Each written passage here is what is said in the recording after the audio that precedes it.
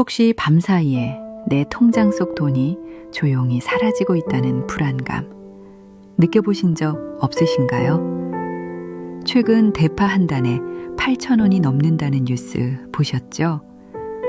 우리가 피땀 흘려 모은 돈의 가치를 물가라는 보이지 않는 도둑이 매일같이 갉아먹고 있는 겁니다. 파주에 사는 50대 박 부장님처럼 평생 모은 3억 원이 더 이상 든든한 노후 자금이 아니라고 느끼신다면 오늘 영상이 반드시 필요합니다.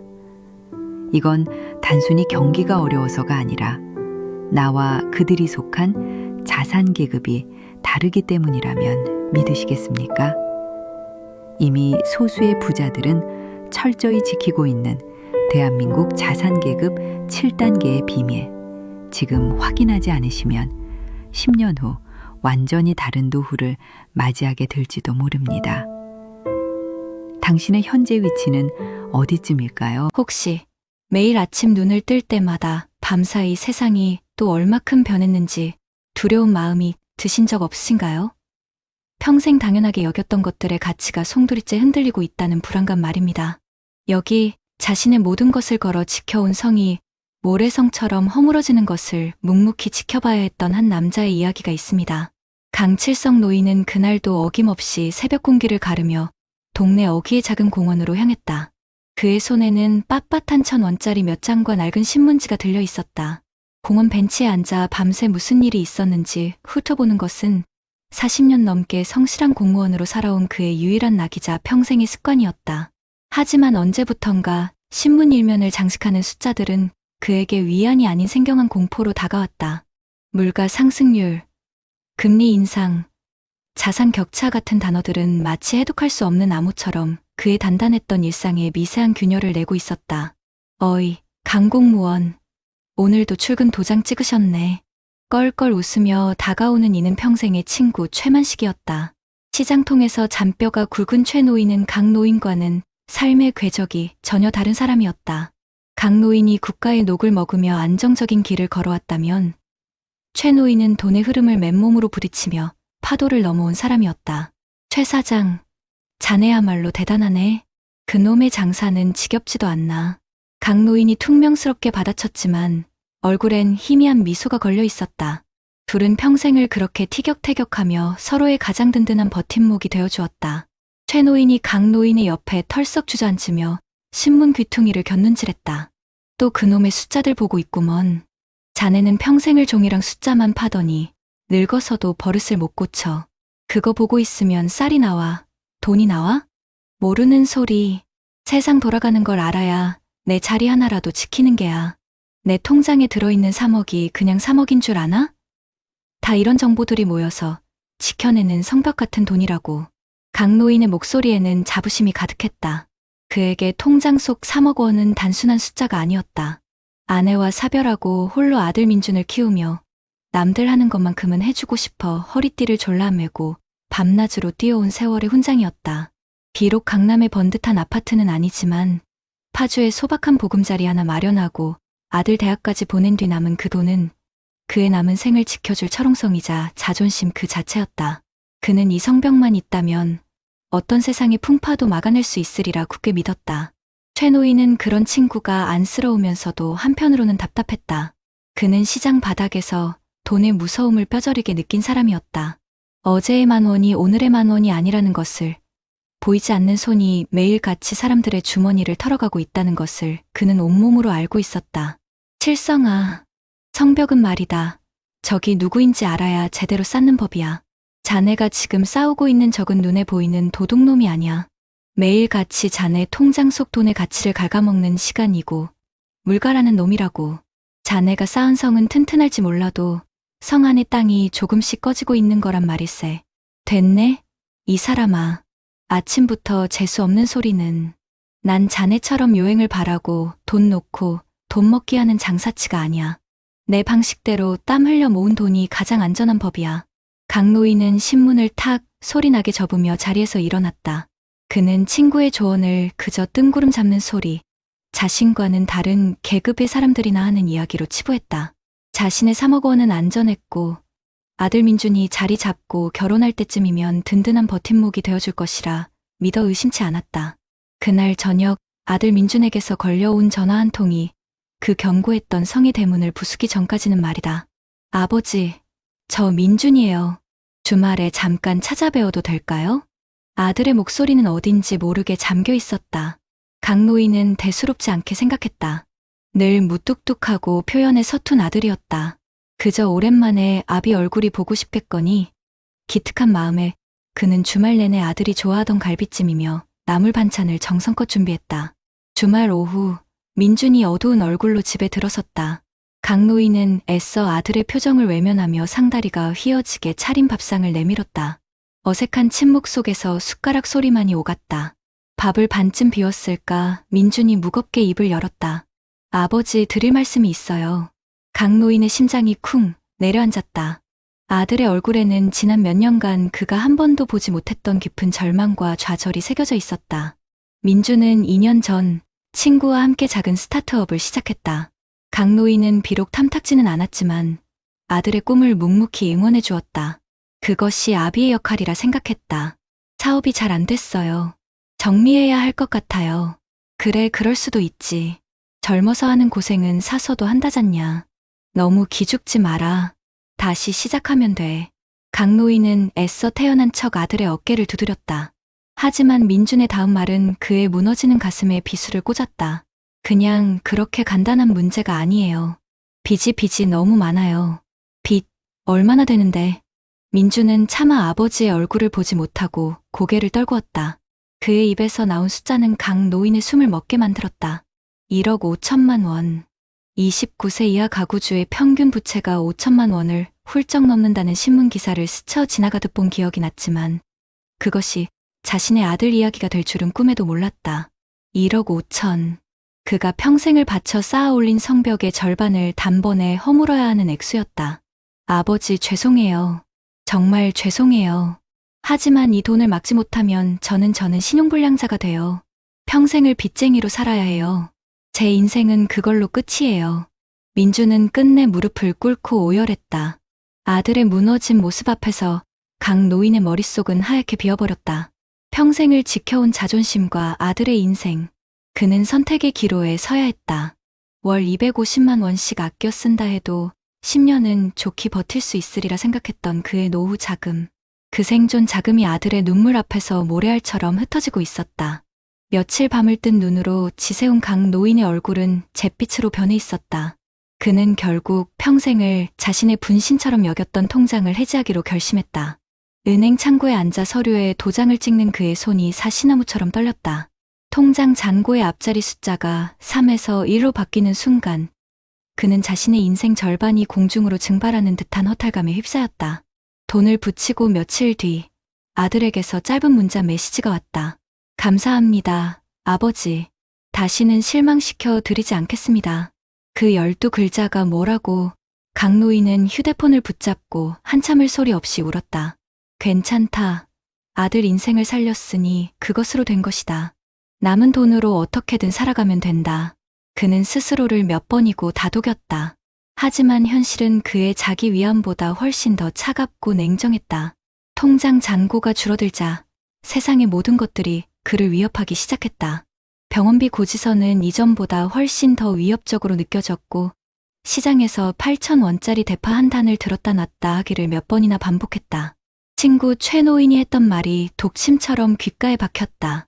성안의 땅이 꺼지고 있다는 그 말이 이제야 현실의 공포로 다가왔다.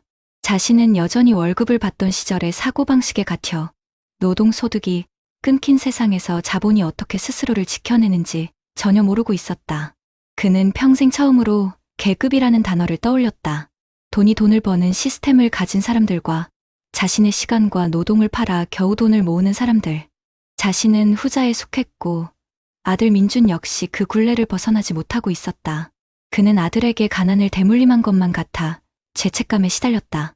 자신이 조금만 더 일찍 세상의 변화를 깨달았더라면 7천만 원만 있어도 연 7% 수익률로 굴리면 월 41만 원의 추가 소득이 생긴다는 사실을 알았더라면 자신의 노후와 아들의 미래가 이렇게까지 위태로워지지는 않았을 텐데 늦가을에 스산한 바람이 부는 공원 벤치에 강 노인이 홀로 멍하니 앉아 있었다.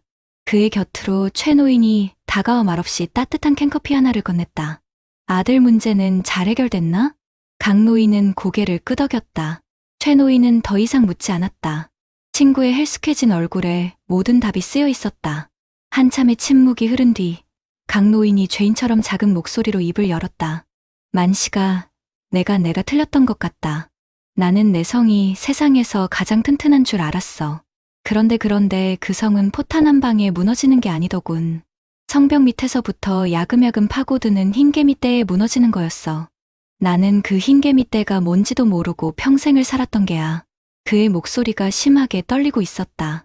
평생 누구 앞에서도 약한 모습을 보이지 않던 친구의 처절한 고백에 최 노인의 마음도 무겁게 가라앉았다. 칠성아, 자네 잘못이 아니야.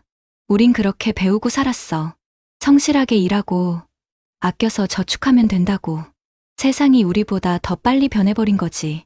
하지만 말이다, 아직 끝난 게 아니야. 무너진 성터 위에도 다시 집을 지을 수 있는 법이라고. 최 노인의 말에 강 노인이 힘없이 고개를 저었다. 이제 와서 뭘 할 수 있겠나. 내 나이가 몇인데. 그때 최 노인이 강 노인의 어깨를 단단히 붙잡고 그의 눈을 똑바로 쳐다보며 말했다. 그의 목소리는 시장 바닥의 그 어떤 소리보다도 크고 단호했다. 칠성아, 지금 자네에게 남은 그 돈이 그냥 돈으로 보이냐? 그건 숫자가 아니야. 내가 평생 흘린 땀이고 아들을 살려낸 아버지의 사랑이고 내 남은 인생을 다시 일으켜 세울 마지막 기회다. 그게 최선이었냐고 나중에 땅을 치고 후회할 텐가? 최 노인의 마지막 한마디는 강 노인의 심장을 그대로 관통했다. 그게 최선입니까? 아들에게 1억 5천만 원을 내어준 것이 최선이었을까? 아니다. 그것은 어쩔 수 없는 선택이었을 뿐. 최선은 아니었다. 진짜 최선은 아들에게 돈을 주는 것에서 끝나는 것이 아니라 남은 돈으로 자신의 노후를 지키고 더 이상 아들에게 짐이 되지 않는 것. 그리고 아들에게도 이 지긋지긋한 돈의 굴레에서 벗어나는 법을 알려주는 것이어야 했다. 그날 이후 강 노인은 달라졌다. 그는 최 노인의 도움을 받아 생전 처음으로 분산 투자라는 것을 공부하기 시작했다. 주식이니 펀드니 하는 것들은 사기꾼들이나 하는 짓이라 여겼던 그가 경제 뉴스를 보고 작은 돈으로나마 투자를 시작했다. 물론 처음에는 두렵고 불안했다. 하지만 그는 더 이상 물러설 곳이 없었다. 자신의 남은 인생과 언젠가 다시 일어설 아들을 위해 그는 이보이지 않는 적과 싸워야만 했다. 어느 봄날 강 노인의 휴대폰이 울렸다. 민준이었다. 아버지, 저예요. 조그만 가게 하나 얻었어요. 아버지 덕분이에요. 아들의 목소리는 예전처럼 밝고 힘찼다. 강 노인은 전화기를 붙들고 아무 말도 하지 못했다. 그저 창밖으로 보이는 파릇파릇한 새싹들을 바라볼 뿐이었다. 그의 3억 원은 사라진 것이 아니었다. 절반은 아들의 미래를 위한 걸음이 되었고 남은 절반은 자신의 남은 삶을 지탱할 씨앗이 되었다. 그날 파주의 하늘은 유난히 맑고 따뜻했다. 날이 좋아서 모든 것이 괜찮아질 것 같다는 막연한 희망이 그의 가슴을 가득 채웠다. 강 노인은 비로소 깨달았다. 진짜 자산이란 통장 속 숫자가 아니라 어떤 위기 속에서도 다시 일어설 수 있는 용기와 사랑하는 사람을 지키려는 마음이라는 것을. 그리고 그 마음을 지키기 위해서라도 우리는 돈에 대해 더 치열하게 배우고 알아야 한다는 것을 말이다. 여러분 어떠시나요? 위의 사례는 정말 비참하고 서글픈 인생 아닌가요? 하지만 지금부터 소개해드리는 사례는 정반대의 선택으로 행복한 노후를 보내고 있는 분을 소개해드리겠습니다. 혹시 매일 아침 떠오르는 해를 보며 오늘은 또 어떤 기분 좋은 일이 기다리고 있을까 설레는 마음으로 하루를 시작해보신 적 있으신가요? 어제보다 오늘이, 오늘보다 내일이 더 단단하고 평온할 것이라는 믿음. 여기 거센 세상의 파도 앞에서 자신만의 방주를 미리 준비하여 자신은 물론 사랑하는 가족까지 안전하게 지켜낸 한 현명한 남자의 이야기가 있습니다. 김진우 씨의 아침은 북한산 둘레길의 흙냄새와 함께 시작된다. 대기업에서 30년간 쉼 없이 달려온 그는 정년퇴직 후 매일 아침 1시간씩 산을 오르며 하루를 연다. 그의 손에는 구겨진 신문지 대신 등산용 스틱과 작은 보온병이 들려있다. 정상 부근의 약수터에 앉아 따뜻한 차를 마시며 멀리 펼쳐진 서울 시내를 내려다보는 것은 치열했던 지난 세월을 보상받는 그만의 평화로운 의식이다.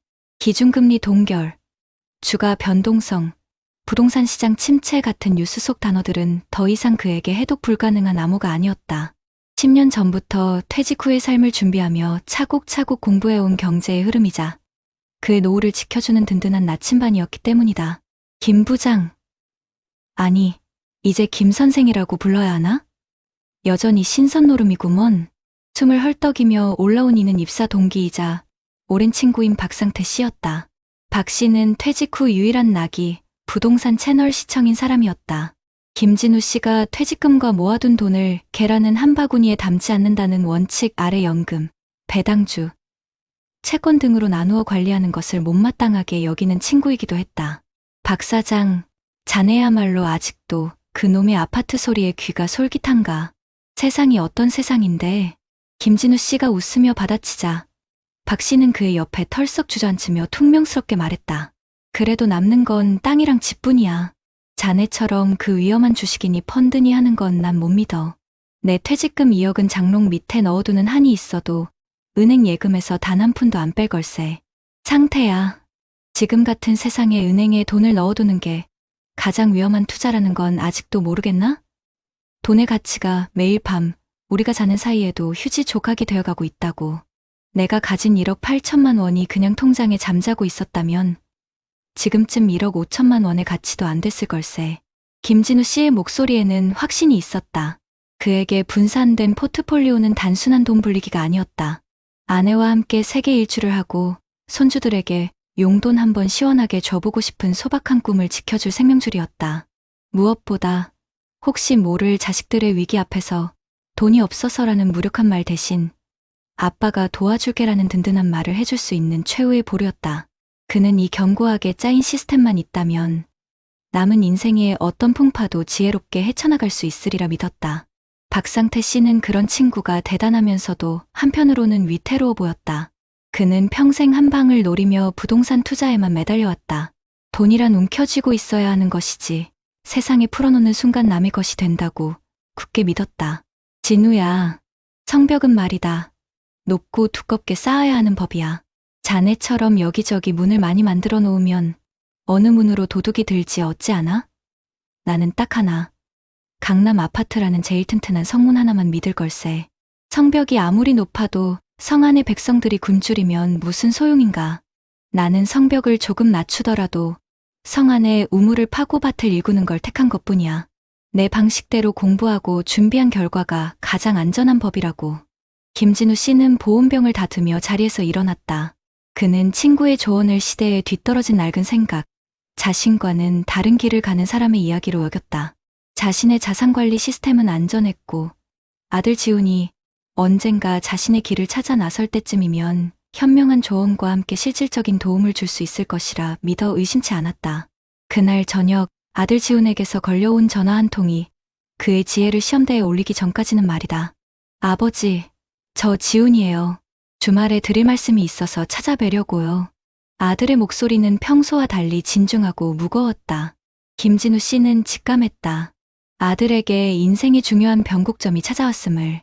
그는 주말 내내 아들과 나눌 깊은 대화를 위해 마음의 준비를 했다.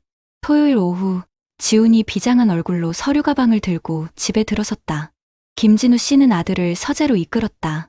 아들이 내민 것은 서툴지만 밤새 고민한 흔적이 역력한 푸드테크 스타트업 사업 계획서였다.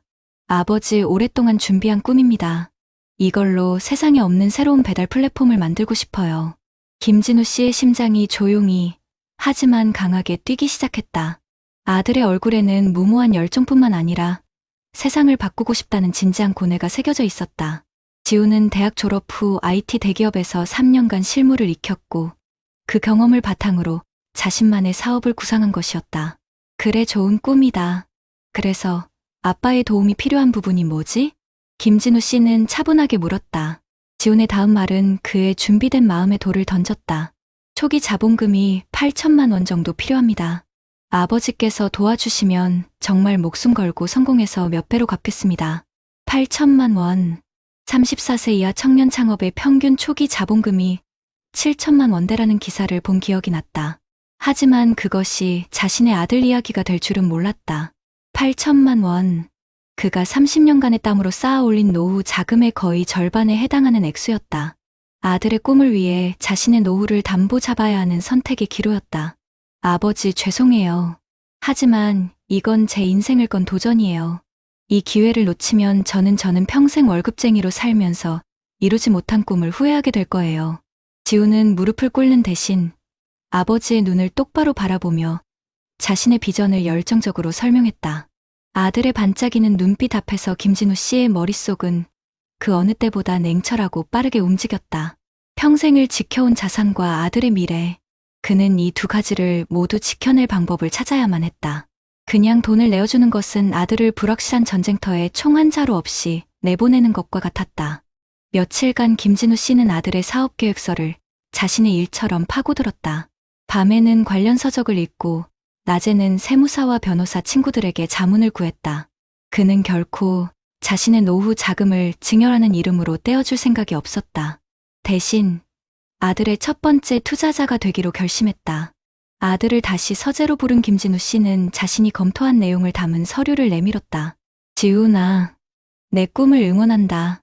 하지만 아빠는 내게 8천만 원을 그냥 줄 수 없다. 그건 너와 나, 우리 모두를 망치는 길이다. 지훈의 얼굴에 실망감이 스치는 것을 보며 김진우 씨는 단호하지만 따뜻한 목소리로 말을 이었다. 대신 아빠가 내 회사의 1호 투자자가 되겠다. 초기 자본금 8천만 원 중 4천만 원은 아빠가 지분 투자를 하겠다. 그리고 나머지 4천만 원은 내가 직접 정부의 청년 창업자금 대출을 통해 마련해라. 그 과정에서 내 사업 계획서는 훨씬 더 단단해질 거고 너는 돈의 무서움을 배우게 될 거다. 아빠는 그 모든 과정을 함께 돕겠다.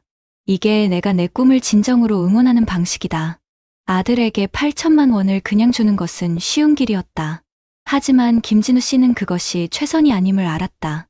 진짜 최선은 아들에게 돈을 주는 것에서 끝나는 것이 아니라 아들이 스스로 돈을 만들고 지키고 불리는 법을 배우도록 돕는 것이었다. 자신의 노후 자산을 지키는 동시에 아들에게는 돈으로 살 수 없는 생존법을 가르쳐주는 것. 그것이야말로 아버지가 줄 수 있는 최고의 유산이었다. 그날 이후 부자는 단순한 부자 관계를 넘어 든든한 사업 파트너가 되었다. 김진우 씨는 자신의 경험과 인맥을 총동원해 아들의 사업을 도왔고 지우는 아버지라는 든든한 멘토 덕분에 수많은 시행착오를 줄일 수 있었다. 그의 노후 자금 1억 8천만 원에서 나간 4천만 원은 사라진 돈이 아니라 아들의 미래와 자신의 노후 모두에 투자된 가장 가치 있는 성장주가 되었다. 1년 뒤 어느 봄날 김진우 씨 부부는 아들이 만든 앱으로 주문한 샐러드를 먹으며 흐뭇하게 웃고 있었다. 아들의 회사는 비록 작지만 매달 꾸준히 성장하며 업계에서 주목받는 스타트업이 되어 있었다. 여보, 우리 지훈이 다 컸지? 이제 아빠보다 나은 사업가가 될 거야. 아내의 말에 김진우 씨는 아무 말 없이 고개를 끄덕였다. 그의 휴대폰에는 아들 회사로부터 받은 첫 분기, 배당금 입금 알림이 떠 있었다. 액수는 크지 않았지만 그 어떤 돈보다 값지고 달콤했다. 그의 1억 8천만 원은 줄어든 것이 아니었다. 일부는 아들의 꿈을 키우는 걸음이 되었고 나머지는 안정적인 배당주와 연금 속에서 여전히 그의 노후를 든든하게 지키고 있었다. 그날 북한산 위로 보이는 하늘은 유난히 푸르고 선명했다. 김진우 씨는 비로소 깨달았다.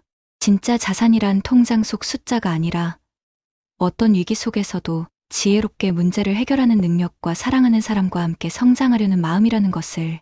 그리고 그 마음을 지키기 위해서라도 우리는 돈에 대해 더 치열하게 공부하고 현명하게 다룰 줄 알아야 한다는 것을 말이다. 앞선 사례들을 잘 보셨나요? 이런 문제들과 관련해서 전문가들과 통계 자료를 소개해드리겠습니다. 어르신들, 방금 보신 강칠성 어르신의 이야기가 혹시 남의 일처럼 들리시던가요? 평생을 공무원으로 성실하게 사셨는데도 노후가 불안하다니. 참 마음이 아프고 또 한편으로는 덜컥 겁이 나는 이야기입니다. 하지만 안타깝게도 이게 바로 오늘날 많은 우리 시니어 세대가 마주한 현실입니다. 실제로 작년에 나온 나라 통계만 봐도요. 노인 가구의 거의 절반이 은퇴 후에 최소한의 생활비를 감당할 돈이 부족하다고 합니다. 그리고 지금 가진 돈만으로 예전처럼 쓸 수 있는 가구는 열에 서너 밖에 안 된다고 하니 정말 심각한 상황이 아닐 수 없죠. 가장 큰 문제가 뭐냐면 우리 어르신들 자산의 대부분이 부동산, 그러니까 살고 계신 집 한 채에 몽땅 묶여 있다는 겁니다. 평생 허리띠 졸라매서 마련한 집 한 채가 전 재산인 경우가 태반인데 당장 쓸 수 있는 현금이 없으니 이게 참 답답한 노릇인 거죠. 은행에 넣어둔 예금이나 적금은 물가가 오르는 속도를 도저히 따라가지 못하고요. 은행 이자가 푼돈이라고 하는 게 괜한 말이 아닙니다. 가만히 앉아서 내 돈의 가치가 매일매일 줄어들고 있는 셈이니까요. 더 큰 문제는 우리가 이런 경제 흐름에 너무 어둡다는 겁니다. 전문가들은 이걸 금융문맹이라고 부르더군요. 우리나라 65세 이상 어르신들의 금융이해 점수가 다른 선진국들에 비해 많이 낮다고 해요. 평생을 성실하게 일만 하셨지 돈을 굴리고 불리는 법에 대해서는 제대로 배워본 적이 없기 때문입니다. 강칠성 어르신처럼 시간과 물가가 내 돈을 갉아먹는다는 사실조차 제대로 인지하지 못하는 경우가 많다는 뜻입니다. 그러다 보니 복잡한 금융상품은 어렵게만 느껴지고 안타깝게도 나쁜 마음을 먹은 사람들의 표적이 되기 쉬운 겁니다. 실제로 금융사기 피해자의 절반 이상이 우리 어르신들이라는 통계도 있습니다. 그런데 여기에 기름을 붓는 게 바로 자식 문제입니다. 부모 마음이라는 게 다 그렇지 않습니까? 내 자식이 힘들다는데 어떻게 모른 척하겠어요. 요즘 젊은이들 빚 없는 사람이 드물잖아요. 20대 아들 평균 빚이 5천만 원이 넘고 우리나라 전체 가구 평균 빚이 거의 1억 원에 육박한다고 합니다. 강노인 아들처럼 빚이 1억 5천만 원인 경우가 결코 남의 이야기가 아니라는 거죠.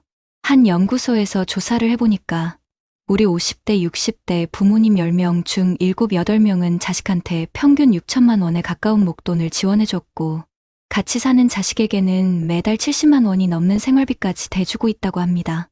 바로 이게 우리 세대가 갑자기 가난해지는 가장 큰 이유 중 하나로 꼽히고 있습니다. 자식을 구하려다 내 노후가 통째로 무너져 내리는 정말 비극적인 상황이 벌어지고 있는 겁니다. 하지만 반대로 김진우 씨의 사례는 우리에게 아주 중요한 지혜를 줍니다. 김진우 씨는 노후를 위태로운 모래성이 아니라 어떤 비바람에도 끄떡없는 지혜로운 방주로 만들었죠. 비결은 간단합니다. 계란은 한 바구니에 담지 않는다는 오랜 격언을 충실히 따른 겁니다. 은퇴 전부터 연금, 배당주, 채권처럼 자산을 여러 곳에 똑똑하게 나눠두었죠. 요즘에는 투자자의 나이에 맞춰서 젊을 때는 좀 더 적극적으로 자산을 불리다가 은퇴 시점이 가까워지면 저절로 안정적인 배당형 자산으로 비중을 옮겨주는 그런 똑똑한 상품들도 많이 나와 있습니다. 김진우 씨가 자식 문제를 해결한 방식은 정말 무릎을 탁 치게 만듭니다. 아들의 사업에 무작정 돈을 대준 게 아니라 전략적인 투자자가 되어주었죠. 아들에게는 정부 지원 대출을 활용해서 돈의 무서움을 알게 하고 본인은 지분 투자를 통해 아들의 성공이 곧 나의 성공이 되도록 만들었습니다. 이건 단순히 돈을 쥐어준 게 아니라 아들이 스스로 돈을 만들고 불리는 법을 배우도록 길을 열어준 겁니다. 자식에게 물려줄 수 있는 최고의 유산은 바로 이런 금융 교육이 아닐까요? 결국 두 분의 차이는 통장에 찍힌 숫자가 아니었습니다. 변화하는 세상을 이해하고 내 돈을 스스로 지키고 불릴 줄 아는 능력, 그리고 자식과의 관계에서도 현명한 원칙을 세우는 지혜에 있었습니다. 이제 우리 시니어 세대도 돈 공부를 시작해야 합니다. 집 한 채만 믿고 있을 게 아니라 내 자산을 여러 곳으로 나누는 지혜가 필요하고 자식을 지원하더라도 무조건적인 희생이 아니라 함께 성장하는 동반자가 되는 길을 찾아야 합니다. 우리의 노후를 위태로운 모래성이 아니라 튼튼한 방주로 만드는 열쇠는 바로 우리 자신에게 있습니다. 끊임없이 배우고 전문가의 조언에 귀를 기울이는 지혜가 필요한 때입니다. 그렇다면 납선 사례들을 해결할 수 있는 방법은 무엇이 있을까요? 현재 대한민국 정부는 우리 청년들이 꿈을 펼치고 성공적으로 창업할 수 있도록 정말 다양한 지원 사업과 혜택들을 제공하고 있습니다. 이런 지원들은 청년들이 창업하면서 겪는 가장 큰 어려움, 바로 돈 문제나 어디서부터 시작해야 할지 모르는 정보 부족, 경험 부족 같은 현실적인 문제들을 해결하는 데 중점을 두고 있어요. 크게 보면 사업화 자금 지원, 교육과 멘토링, 그리고 창업 공간 지원까지 여러 분야에서 도움을 주고 있습니다. 먼저 가장 중요한 사업화 자금 지원부터 이야기해볼까요? 생애 최초로 기술 창업에 도전하는 만 29세 이하 청년 예비 창업자들을 위한 창업중심 대학 청년 예비 창업자 프로그램이 있습니다. 여기서는 시제품을 만들거나 특허를 내고 사업 모델을 개선하는 데 필요한 자금을 평균 4,700만 원, 최대 1억 원까지 지원해줍니다. 정말 든든하죠? 또 청년 창업사관학교는 우수한 창업 아이템과 혁신적인 기술을 가진 청년 창업가들에게 최대 1억 원의 사업화 자금을 지원하고 있어요. 사업자 등록을 아직 하지 않은 예비 창업자분들도 걱정 마세요. 예비 창업 패키지를 통해 시제품 제작 등을 목적으로 최대 1억 원까지 지원받을 수 있습니다. 이미 창업 3년 이내의 기업이라면 초기 창업 패키지가 있고 성공적인 창업과 지속을 위한 사후 관리 프로그램까지 운영하고 있습니다. 만약 창업한 지 3년에서 7년 정도 된 기업이라면 창업 도약 패키지를 통해 최대 3억 원까지 지원받을 수 있으니 사업 성장에 큰 도움이 될 거예요. 그리고 정책자금 대출도 빼놓을 수 없죠. 만 39세 이하 청년을 대상으로 하는 청년 전용 창업자금, 대출은 업력 3년 미만의 중소기업이나 창업 준비 중인 분들이 신청할 수 있어요.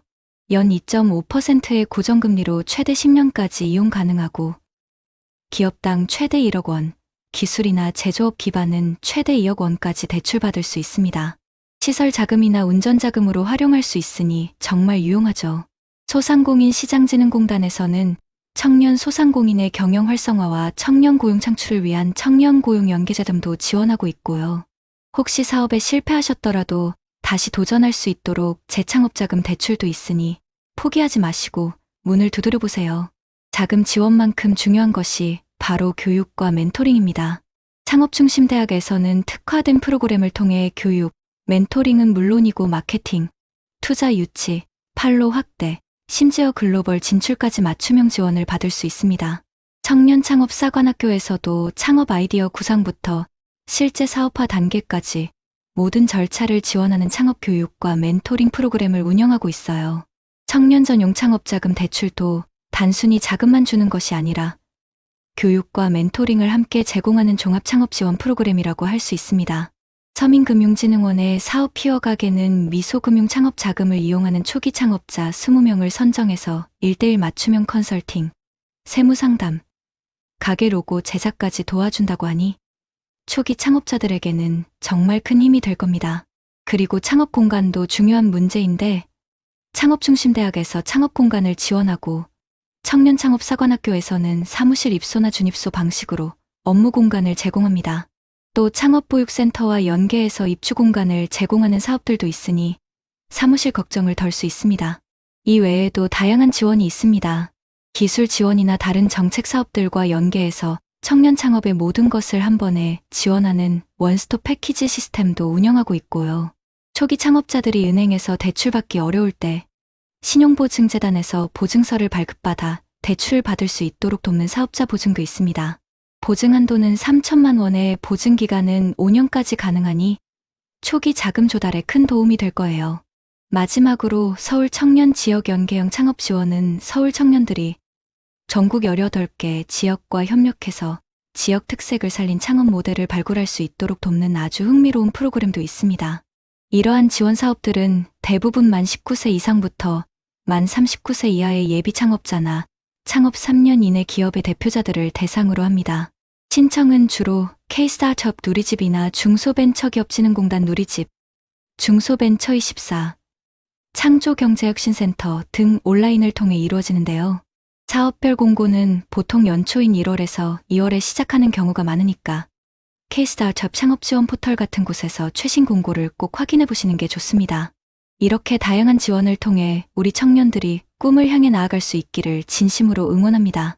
진 꽃이 다시 피어나는 겨울나무처럼 우리의 삶 또한 계절을 품고 저마다의 아름다움을 피워냅니다. 젊음의 열정을 지나 삶의 깊이를 더해가는 시간 속에서 우리는 수많은 기쁨과 때로는 아픔을 마주하며 걸어왔습니다. 어떤 분들은 이 시기를 고요히 흐르는 강물처럼 평화롭게 매 순간을 감사하며 지혜롭게 채워나가십니다. 규칙적인 운동으로 건강을 돌보고 벗들과 정겨운 시간을 나누며 배우고 싶은 것을 찾아 용기 있게 도전하며 얼굴 가득 미소를 머금은 채 노년의 아름다움을 활짝 꽃피웁니다. 그분들의 눈빛 속에는 지난 세월의 깊이와 다가올 내일에 대한 따뜻한 희망이 공존합니다. 하지만 또 어떤 분들은 예기치 못한 건강의 그림자나 경제적인 어려움, 혹은 홀로 남겨진 듯한 쓸쓸함으로 인해 마음의 문을 닫고 힘겨운 시간을 보내시기도 합니다. 과거의 후회에 갇히거나 미래에 대한 막연한 불안감에 사로잡혀 오늘이라는 소중한 시간을 온전히 누리지 못하는 모습 또한 우리는 마주했습니다. 이처럼 상반된 노년의 모습 속에서 우리는 진정으로 의미 있고 행복한 삶이 무엇인지 깊이 되묻게 됩니다. 사랑하는 시청자 여러분, 행복한 노후는 결코 저절로 찾아오는 것이 아닙니다. 그것은 오늘 이 순간에도 우리가 만들어가고 있는 아름다운 여정입니다. 우리는 오늘 우리 채널을 통해 노년의 삶을 더욱 풍요롭고 의미 있게 가꿀 수 있는 다양한 방법들을 함께 고민했습니다. 그리고 무엇보다 중요한 것은 바로 우리 스스로의 마음가짐과 작은 실천이라는 것을 깨달았습니다. 이제 우리 모두 행복한 노년을 향한 용기 있는 한 걸음을 내디뎌 보면 어떨까요? 첫째, 우리 몸과 마음의 건강을 가장 소중히 여기는 것입니다. 매일 아침 가벼운 스트레칭이나 동네 한 바퀴 산책으로 몸을 깨우고 좋은 음식을 챙겨 먹으며 스스로를 아껴주세요. 그리고 마음의 평화를 위해 좋아하는 음악을 듣거나 명상을 하는 시간을 갖는 것도 좋습니다. 둘째, 세상과의 연결을 놓지 마세요. 오랜 친구들과의 따뜻한 교류를 이어가고 지역 사회의 동호회나 자원봉사 활동에 참여하여 새로운 사람들과 소통하며 살아있는 활력을 느껴보세요. 스마트폰이나 컴퓨터를 배우는 것도 젊은 세대와 소통하고 새로운 정보를 얻는 소중한 창구가 될 수 있습니다. 셋째, 배움을 멈추지 않는 지혜를 발휘하세요. 평생 배우고 싶었던 취미나 외국어를 시작해보고 새로운 기술을 익히는 것은 우리 삶에 끊임없는 활력과 성장의 기쁨을 선사할 것입니다. 이는 단순히 시간을 보내는 것을 넘어 삶의 새로운 의미와 목표를 찾아주는 길잡이가 되어줄 것입니다. 넷째, 재정적인 부분에서도 작은 노력들을 잊지 마세요. 전문가와 상담하여 노후 자금을 점검하고 정부나 지자체에서 제공하는 시니어 지원 제도를 적극적으로 활용하는 지혜가 필요합니다. 큰 변화가 아니어도 좋습니다. 작은 관심과 준비가 큰 평화를 가져올 것입니다. 사랑하는 시청자 여러분, 우리의 삶은 끝없는 배움과 성장의 연속입니다. 비록 세월의 흔적이 깊어지고 몸이 예전 같지 않더라도 우리의 마음만은 언제나 새로운 꿈을 꿀 수 있습니다. 중요한 것은 바로 지금 이 순간을 충만하게 살아가는 우리의 태도입니다. 용기를 내어 새로운 도전을 시도하고 따뜻한 마음으로 주변을 살피며 무엇보다 자기 자신을 존중하고 사랑해주세요. 우리 채널은 앞으로도 여러분의 행복한 노후를 위한 든든한 동반자가 될 것입니다. 때로는 지혜로운 정보를, 때로는 따뜻한 위로를, 때로는 새로운 영감을 선물하며 여러분의 길을 밝히는 등대가 되겠습니다. 혼자가 아니라 우리 모두가 함께 걸어가는 길임을 잊지 마세요. 우리 각자의 삶은 그 자체로 눈부시게 아름다운 이야기이며 이 길의 끝에서 우리는 찬란한 미소로 서로를 마주할 수 있기를 진심으로 바랍니다. 여러분의 삶이 언제나 사랑과 행복으로 가득하기를 응원합니다. 감사합니다. 똑같이 월급 350만 원을 받는 성실한 두 젊은이가 있습니다. 그런데 왜 3년 뒤 한 명은 서울의 작은 집이라도 알아볼 종잣돈 5천만 원을 손에 쥐고 다른 한 명은 카드 돌려막기에 허덕이는 신용불량 위기에 놓이게 되는 걸까요? 우리 구독자님들, 혹시 자녀분들을 보며 혹은 지난날에 나 자신을 떠올리며 이런 답답함 느껴보신 적 없으신가요?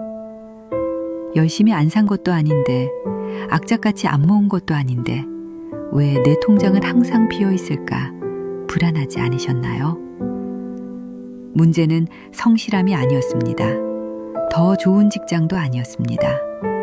아무도 알려주지 않았던 돈 모으는 결정적인 순서를 몰랐기 때문입니다.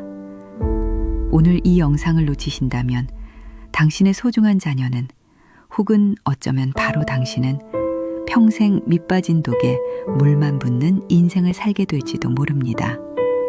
3년 안에 인생을 바꾸는 5가지 황금 원칙, 지금 바로 공개합니다. 당신은 평생 모은 돈을 단 한 번의 선택으로 잃어버린 아버지를 이해할 수 있겠습니까? 새벽 4시, 아직 어둠이 채 가시지 않은 남광시장 골목, 희미한 백열등 불빛 아래 채소 가게 박만복 영감과 과일 가게 최일평 영감이 나란히 좌판을 편다. 올해로 꼬박 40년째 같은 자리를 지킨 두 사람은 서로의 기침 소리만 들어도 어젯밤 잠을 설쳤는지 막걸리를 몇 잔 걸쳤는지 훤히 아는 사이다. 쿨럭 아이고, 이놈의 기침은 동트기 전에 꼭 지가 먼저 온다고 신호를 보내네. 먼저 입을 연 것은 만복 영감이었다. 그는 투박한 손으로 갓 씻어 올린 시금치 단을 매만지며 일평 영감을 힐끗 쳐다봤다. 일평 영감의 낯빛이 어제보다 더 푸석했다. 깊게 펜주름 사이로 밤새 겪었을 고단함이 검은 강물처럼 고여 있었다. 자네 어제 또 못 잤구만. 아들 녀석 전화라도 기다렸나? 일평 영감은 대답 대신 멋쩍게 웃으며 탐스러운 사과 하나를 꺼내 마른 천으로 닦았다. 광이 날수록 그의 얼굴에 드리운 그늘은 더욱 짙어 보였다. 기다리긴 뭘. 지가 알아서 잘 사는 놈인데 요새 그놈 돈 버는 재미에 푹 빠졌어. 어제는 그러대. 아버지, 이제 이 고생 그만하고 떡하니 건물 하나 사서 편하게 사시라고. 어찌나 대견한지. 건물? 허허, 이놈 말본새하고는. 자네 아들 상우가 뭐 주식이라도 해서 대박이라도 쳤다던? 만복 영감의 물음에 일평 영감의 어깨가 으쓱 올라갔다. 아들 자랑은 고된 시장 인생의 유일한 낙이자 자부심이었다. 주식은 기본이고 뭐랬더라 코코인? 그거 한다대. 젊은 애들이 하는 건데 머리가 좋아야 한다고. 우리 상우가 또 한 머리 하지 않나. 몇 달 안 돼서 벌써 외제차를 뽐내 만회하는 걸 내가 뜯어말렸어. 애비는 평생 리어카 끄는데 자식이 번쩍이는 차 끌고 다니면 남들 보기 부끄럽지 않겠나. 쯧쯧, 자식 잘 키웠네. 우리 아들놈은 말이야. 아직도 적금 통장 깬다는 소리만 하면 기겁을 해. 아버지, 집 짓는데 기둥부터 세우고 지붕을 올려야지. 어떻게 대들보부터 올리냐고 잔소리를 해대는데 아주 그냥 지 애미 잔소리를 빼다 박았어. 두 영감의 대화는 늘 이런 식이었다.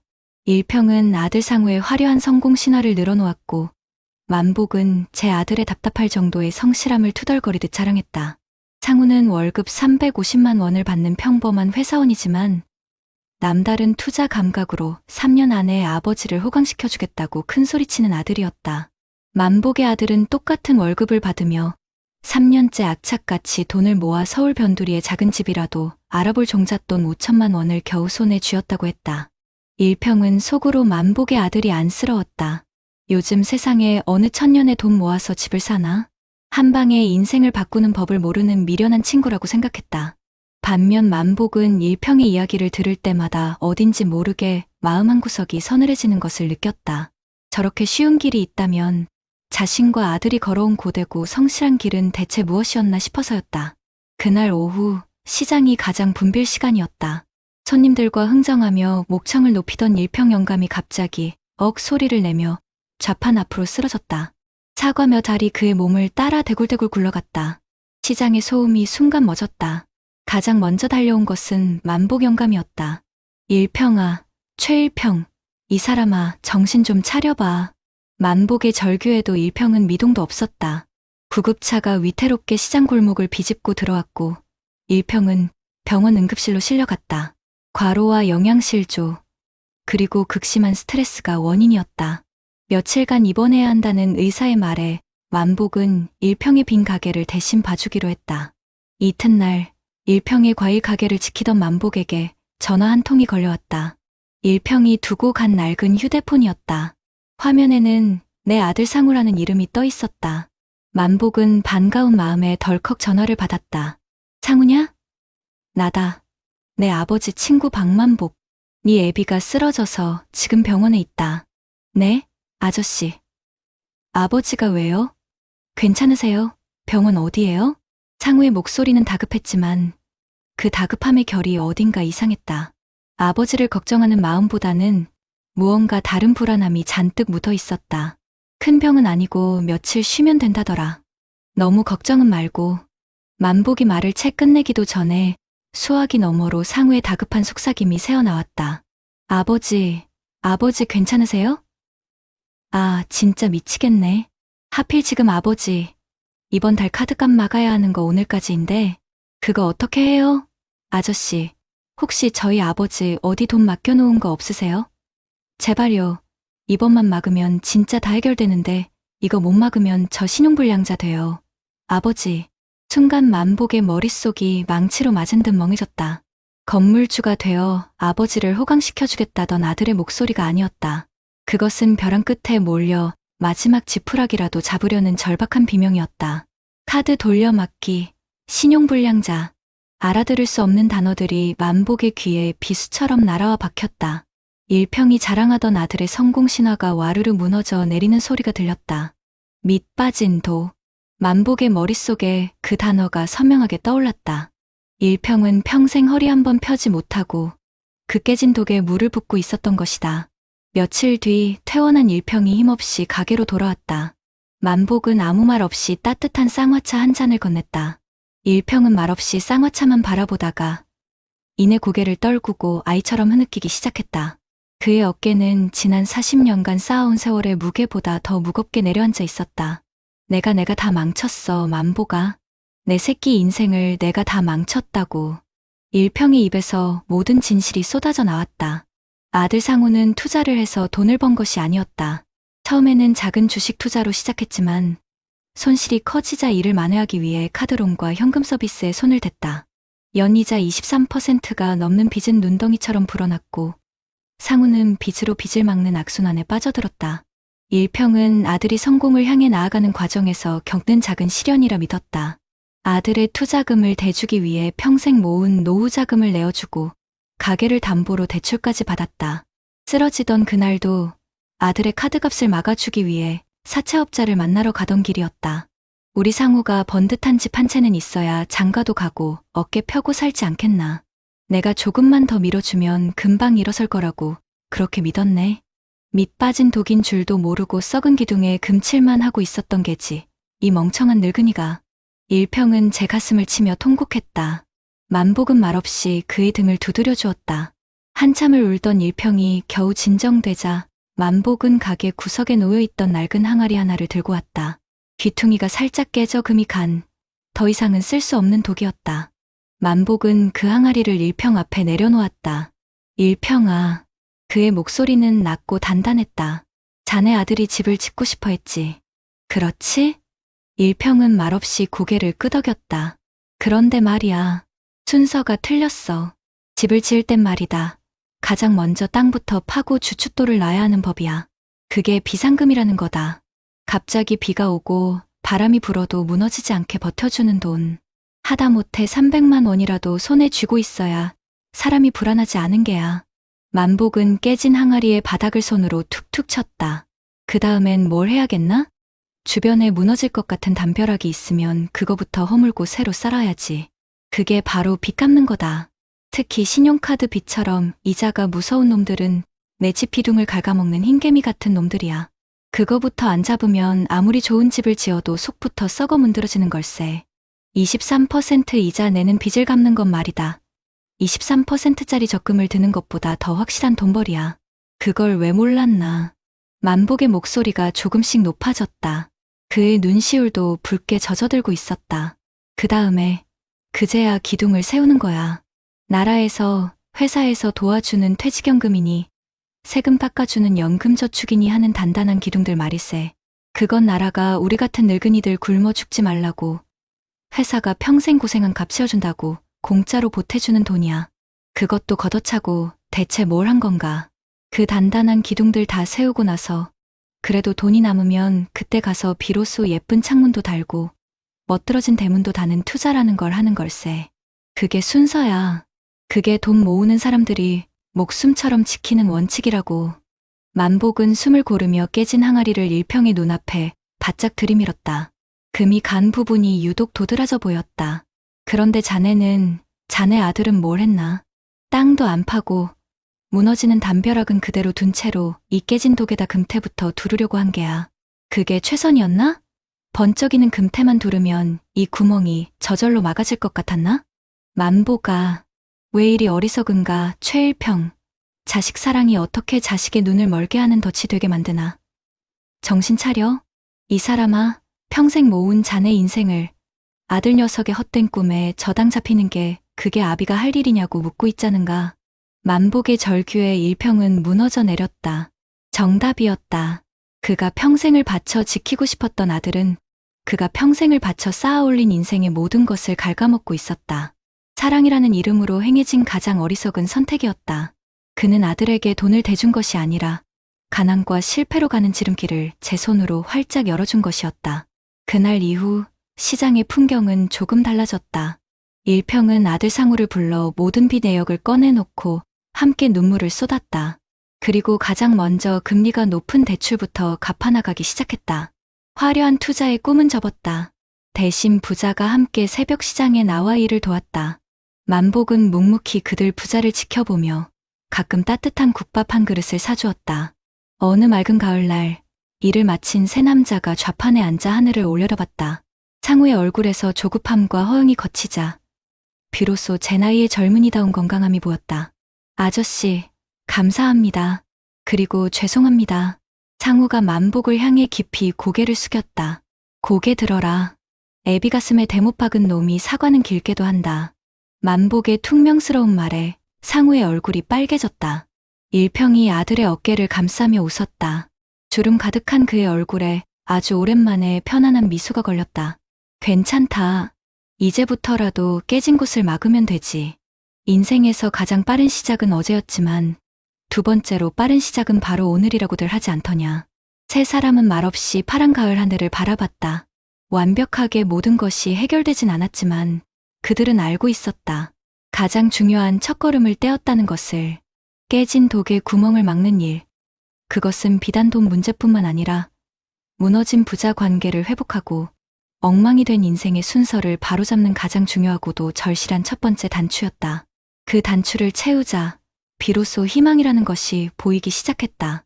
여러분 어떠시나요? 위의 사례는 정말 비참하고 서글픈 인생 아닌가요? 하지만 지금부터 소개해드리는 사례는 정반대의 선택으로 행복한 노후를 보내고 있는 분을 소개해드리겠습니다. 올해 68배 김순자 여사는 경기도의 한 소도시에서 조용한 황혼을 보내고 있습니다. 40년간 아이들을 가르쳤던 초등학교 교사라는 명함은 퇴직과 함께 반납했지만 그녀의 하루는 여전히 분주하고 향기롭습니다. 아침이면 베란다에 난초에 물을 주고 점심엔 교사 시절 동료들과 동네 카페에서 볕을 쬐며 이야기를 나눕니다. 매달 어김없이 통장에 들어오는 280만 원 남짓의 공무원 연금은 그녀의 노후를 불안이 아닌 평온으로 채워주는 든든한 버팀목이었습니다. 그녀에게 돈이란 화려한 보석이 아니라 굳은 비를 막아주는 튼튼한 우산과 같은 것이었습니다. 그러던 어느 주말 오후 하나뿐인 아들 민준이 상기된 얼굴로 집을 찾아왔습니다. 중견기업에서 성실하게 일하는 35세 아들은 순자 씨의 가장 큰 자랑이었습니다. 그런데 그날따라 아들의 눈빛은 평소와 달리 조급함과 욕망으로 번들거렸습니다. 어머니, 저 드릴 말씀이 있어요. 정말 엄청난 기회예요. 민준이 꺼내놓은 이야기는 영종도 스마트밸리 복합단지에 대한 것이었습니다. 직장 동료 하나가 상가 부지를 분양받아 몇 달 만에 계약금이 2배로 뛰었다는 것이었습니다. 아들은 자신도 그 기회를 잡아 인생을 바꿔보고 싶다고. 그러니 어머니가 평생 월급을 쪼개 모아두신 예금 1억 원을 투자금으로 빌려달라고 했습니다. 민준아, 이건 그냥 투자가 아니에요. 우리 인생을 바꿀 발판이라고요. 2년만 묻어두면 강남에 아파트 한 채 살 돈이 생긴다는데 언제까지 월급만 모아서 아등바등 살아요? 동료는 벌써 외제차 계약했다고요. 아들의 목소리는 확신에 차 있었지만 순자 씨의 마음에는 찬바람이 불었습니다. 평생 교직에 몸담으며 숫자를 가르쳤던 그녀에게 세상에 쉽고 빠른 돈은 없다는 것이 삶의 제1원칙이었습니다. 며칠 뒤 아들은 기어코 그 성공한 동료하는 사람까지 데리고 왔습니다. 말끔하게 차려입은 청년은 알아들을 수 없는 영어 단어를 섞어가며 개발 도면을 펼쳐 보였습니다. 지금이 아니면 평생 땅을 치고 후회할 것이라며 요즘 같은 고금리 시대에 은행에 돈을 묶어두는 것만큼 어리석은 일은 없다고 열변을 토했습니다. 아들은 옆에서 안절부절 못하며 어머니를 채근했습니다. 어머니는 제 인생에 관심도 없으세요? 제가 잘 되는 게 싫으신 거냐고요. 남들은 부모님이 집도 사주고 차도 사주는데 저는 겨우 기회가 왔는데 어머니가 막으시는 거잖아요. 평생 이렇게 살다 죽을 순 없어요. 아들의 절박한 외침이 순자 씨의 가슴에 비수처럼 박혔습니다. 자식 이기는 부모 없다는 옛말이 떠올랐습니다. 아들의 미래를 위해 평생 지켜온 원칙을 한 번은 깨야 하는 걸까? 아들의 눈물을 보니 마음이 송두리째 흔들렸습니다. 이대로 아들의 원망을 들으며 남은 생을 살아야 하나. 눈앞이 캄캄해졌습니다. 깊은 한숨을 내쉰 순자 씨는 대답 대신 먼지가 뽀얗게 쌓인 장롱 위에서 낡은 나무 상자 하나를 꺼내왔습니다. 그 안에는 그녀가 첫 월급을 타던 날부터 쓰기 시작한 낡은 가계부 수십 권이 빼곡히 들어차 있었습니다. 그녀는 가장 오래된 가계부 한 권을 펼쳐 민준의 눈앞에 내밀었습니다. 잉크가 번지고 종이가 누렇게 바랜 페이지마다 연탄값 500원, 아들 과자 100원 같은 깨알 같은 글씨들이 그녀의 고단했던 세월을 증명하고 있었습니다. 민준아. 순자 씨의 목소리는 작았지만 단단한 힘이 실려 있었다. 나는 내 아비 없이 너를 키우면서 이 가계부를 하루도 걸은 적이 없단다. 돈이 많아서가 아니라 돈이 무서워서였다. 나는 IMF 때 한몫 잡아보겠다고 퇴직금 전부를 주식에 넣었다가 길거리에 앉은 동료 교사를 받고 닷컴 버블 때 벤처기업에 투자했다가 빚더미에 오른 시동생도 봤다. 그 사람들이 어리석어서 그랬을까? 아니, 모두 이번만은 다르다. 이것만이 기회다라는 달콤한 말에 속았던 게다. 그녀는 아들의 눈을 똑바로 바라보며 말을 이었다. 내가 말하는 그 발판이라는 건 말이다. 허공에 놓는 게 아니야. 단단한 땅 위에 놓아야 사람이 딛고 일어설 수 있는 거다. 너희 단단한 땅은 지금 내가 매달 꼬박꼬박 받는 월급이고 내가 안 쓰고 모은 그 적금 통장이야. 남의 말만 듣고 검증되지 않은 모래밭에 내 인생의 발판을 놓으려는 거냐? 그러다 발판이 무너지면 너는 모래지옥으로 빨려 들어가는 거야. 내 동료가 외제차를 사든 말든 그건 그 사람 인생이다. 우리는 우리의 항아리에 우리 힘으로 물을 채우는 게야. 순자 씨는 자리에서 일어나 부엌 찬장에서 작은 간장 종지 하나를 가져왔다. 이게 내 첫 월급이다. 그리고 이 밥그릇이 내가 모은 적금. 그리고 저기 김치 담그는 항아리가 어미가 평생 모은 돈이다. 순서가 있는 게야. 간장 종지를 채우고 밥그릇을 채우고 그 다음에 항아리를 넘보는 거다. 그런데 너는 내 간장 종지도 다 못 채운 채로 어미의 항아리 물을 한 번에 다 퍼서 모래밭에 붓겠다는 거냐? 그러다 그 물이 전부 땅으로 스며들어 사라져버리면 너와 나는 뭘 마시고 남은 인생을 살아가야겠니? 어머니의 말에 민주는 아무 대답도 하지 못했다. 그저 고개를 떨군 채 제 발끝만 내려다볼 뿐이었다. 헛된 욕망이 거치자 어머니의 주름진 손과 낡은 가계부가 비로소 눈에 들어왔다. 그날 아들은 성공한 동료를 돌려보내고 밤늦도록 어머니와 함께 자신의 재무 계획을 처음부터 다시 세웠다. 그로부터 3년이 흐른 2025년 가을, 민주는 영종도 스마트밸리라는 이름을 뉴스 사회면에서 다시 보게 되었다. 거액의 투자금을 모아 잠적한 기획부동산 사기단에 대한 기사였다. 민준의 동료는 외제차는커녕 은행 빚과 소송에 휘말려 퇴사했다는 소식이 들려왔다. 그 소식을 들은 날 저녁 민주는 작은 화분 하나를 사들고 어머니를 찾았다. 그는 지난 3년간 악착같이 돈을 모아 마련한 전세 아파트의 계약서를 어머니께 내밀었다. 화려한 강남 아파트는 아니었지만 그의 땀과 시간으로 쌓아 올린 견고한 성이었다. 순자 씨는 아들이 내민 계약서를 말없이 받아들고는 베란다의 난초 옆에 아들이 사온 화분을 나란히 놓았다. 활짝 핀 하얀 호접란이 꼭 모자에 웃는 얼굴처럼 보였다. 그녀는 깨닫는다. 자식에게 물려줘야 할 진짜 유산은 돈이 아니라 돈의 무서움을 알고 그것을 다스릴 줄 아는 지혜라는 것을. 평생에 걸쳐 한 방울씩 채워온 그녀의 항아리는 아들의 인생에 가장 든든한 주춧돌이 되어주었다. 화려한 금태는 없었지만 그 어떤 풍파에도 결코 깨지지 않을 단단한 항아리였다. 앞선 사례들을 잘 보셨나요? 이런 문제들과 관련해서 전문가들과 통계 자료를 소개해드리겠습니다. 최일평 어르신의 이야기는 정말 남의 일 같지가 않아서 보는 내내 가슴이 답답했습니다. 아들 잘 되라고 평생 모은 쌈짓돈을 내줬는데 그게 아들의 성공이 아니라 빚잔치에 쏟아붓는 돈이었다니 얼마나 기가 막혔을까요? 사실 이런 비극이 우리 주변에 너무나도 흔하게 일어나고 있다는 게 더 큰 문제입니다. 우리나라 66세 이상 노인 빈곤율이 경제협력개발기구, 그러니까 잘 사는 나라들 모임 중에서 가장 높다고 하지 않습니까? 특히 혼자 사시는 어르신들의 빈곤율은 상상 이상으로 심각합니다. 만복 어르신이 비상금 300만 원은 꼭 쥐고 있어야 한다고 신신당부했지만 당장 그 돈조차 마련하기 어려운 분들이 너무나도 많다는 뜻입니다. 상황이 이렇다 보니 우리 어르신들이 금융범죄의 표적이 되기도 쉽습니다. 실제로 60대 이상 어르신들을 대상으로 한재산 범죄나 전화금융사기 피해액이 해마다 크게 늘고 있습니다. 일평 어르신의 경우처럼 낯선 사기꾼이 아니라 믿었던 자식의 빚내서 투자, 이른바 B2 때문에 온 가족이 나락으로 떨어지는 경우는 더더욱 비참합니다. 전문가들은 이 B2가 얼마나 무서운지 아주 강력하게 경고합니다. 주식이나 코인 같은 투자는 신의 영역이라 불릴 만큼 예측이 어려운데 초보 투자자가 빚까지 내서 뛰어드는 건 실패할 확률이 너무나도 높다는 겁니다. 아들 상우가 외제차를 몰고 다니며 성공한 척했던 것처럼 달콤한 유혹에 빠져들기 쉽지만 그 끝은 결국 눈덩이처럼 불어나는 고금리 빚의 늪일 뿐입니다.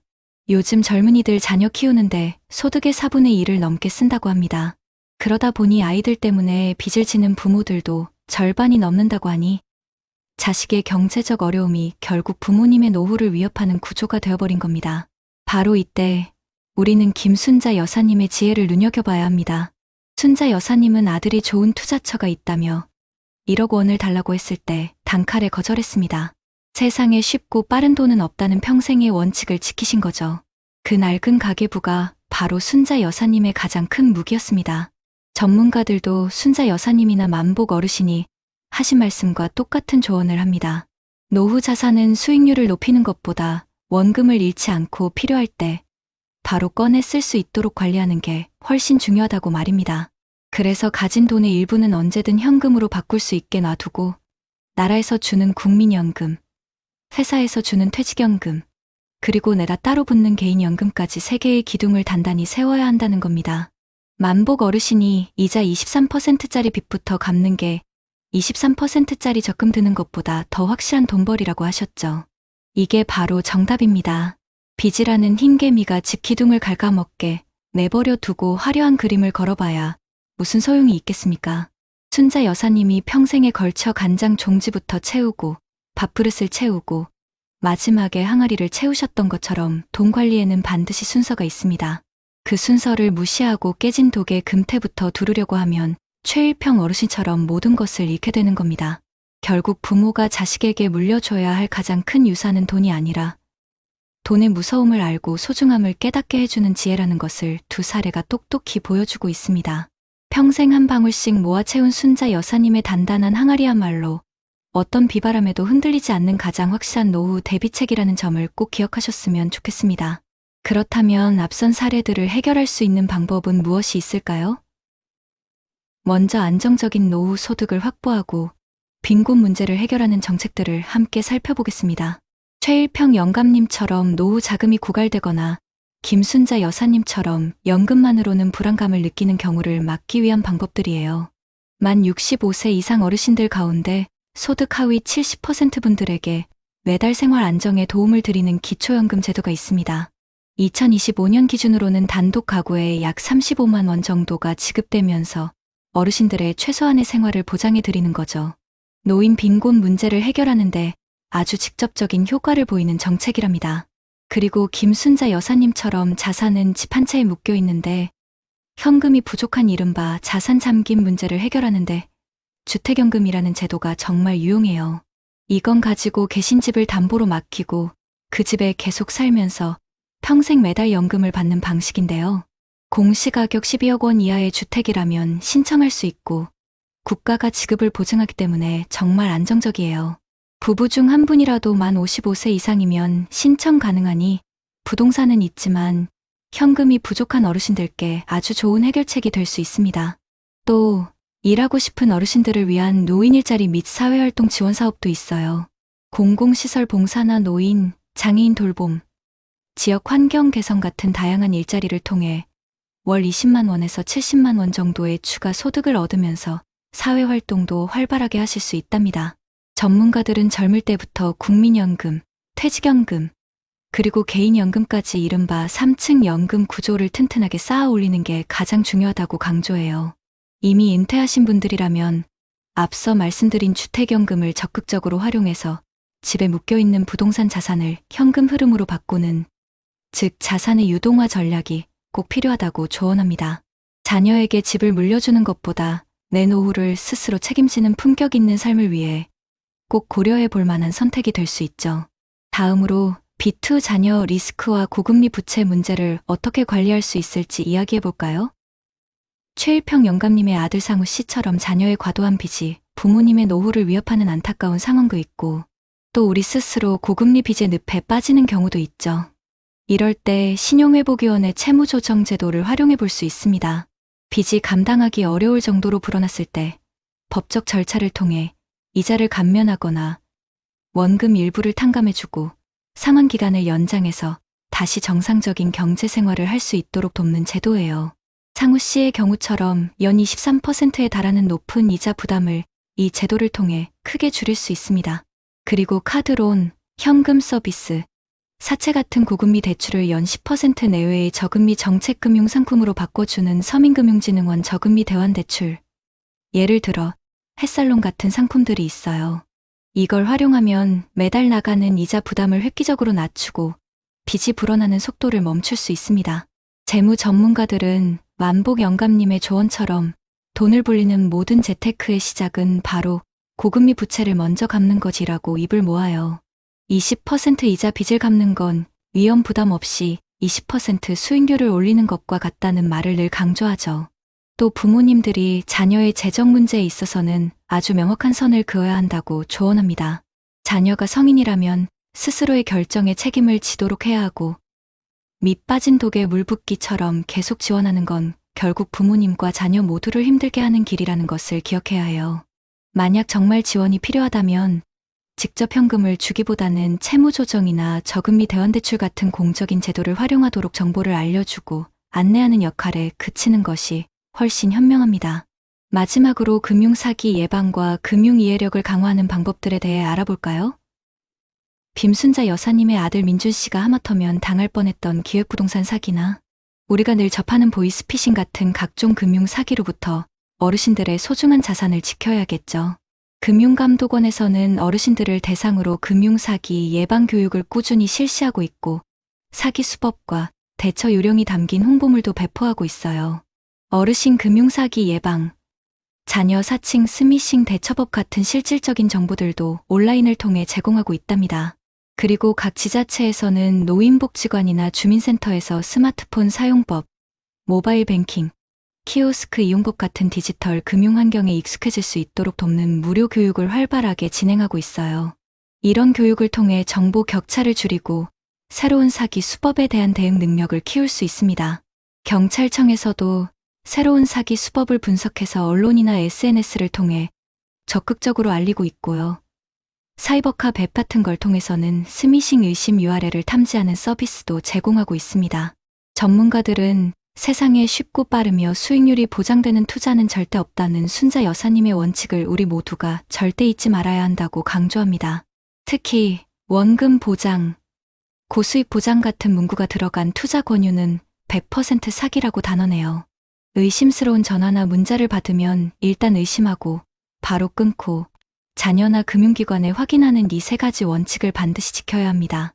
중요한 재산 관련 결정을 내릴 때는 꼭 자녀분들이나 믿을 수 있는 사람과 상의하고 필요하다면 은행이나 금융기관의 상담 창구를 직접 방문해서 조언을 구하는 것이 소중한 노후 자산을 지키는 가장 확실한 방법입니다. 지는 해가 가장 아름다운 순간, 삶의 저녁 노을 앞에 선 우리, 오랜 세월 가슴에 품어온 꿈들, 굽이굽이 흘러온 강물 같은 이야기들, 때로는 거친 풍랑의 휘청이고 때로는 깊은 슬픔에 주저앉았어도 그 모든 시간은 우리를 더욱 단단하고 지혜롭게 만들었습니다.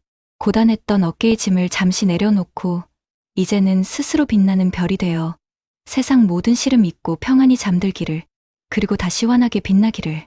사랑하는 시청자 여러분, 오늘 우리는 최일평 영감님의 마르지 않는 듯했던 노후 자금의 고갈과 자식 빚으로 인한 고통, 김순자 여사님의 넉넉지 않은 연금만으로는 불안한 마음과 소중한 집 한 채에 현금이 묶여버린 자산, 잠김의 어려움, 심지어 금융사기의 위협 앞에서 흔들리는 모습들을 함께 보았습니다. 어쩌면 우리 주변의 이야기이자 우리의 가슴 속에 잠재된 불안감 그 자체였을지도 모릅니다. 우리 모두의 가슴을 저미게 하는 안타까운 사연들이었죠. 하지만 세상에는 이와 상반되는 삶을 살아가는 이들도 분명히 존재합니다.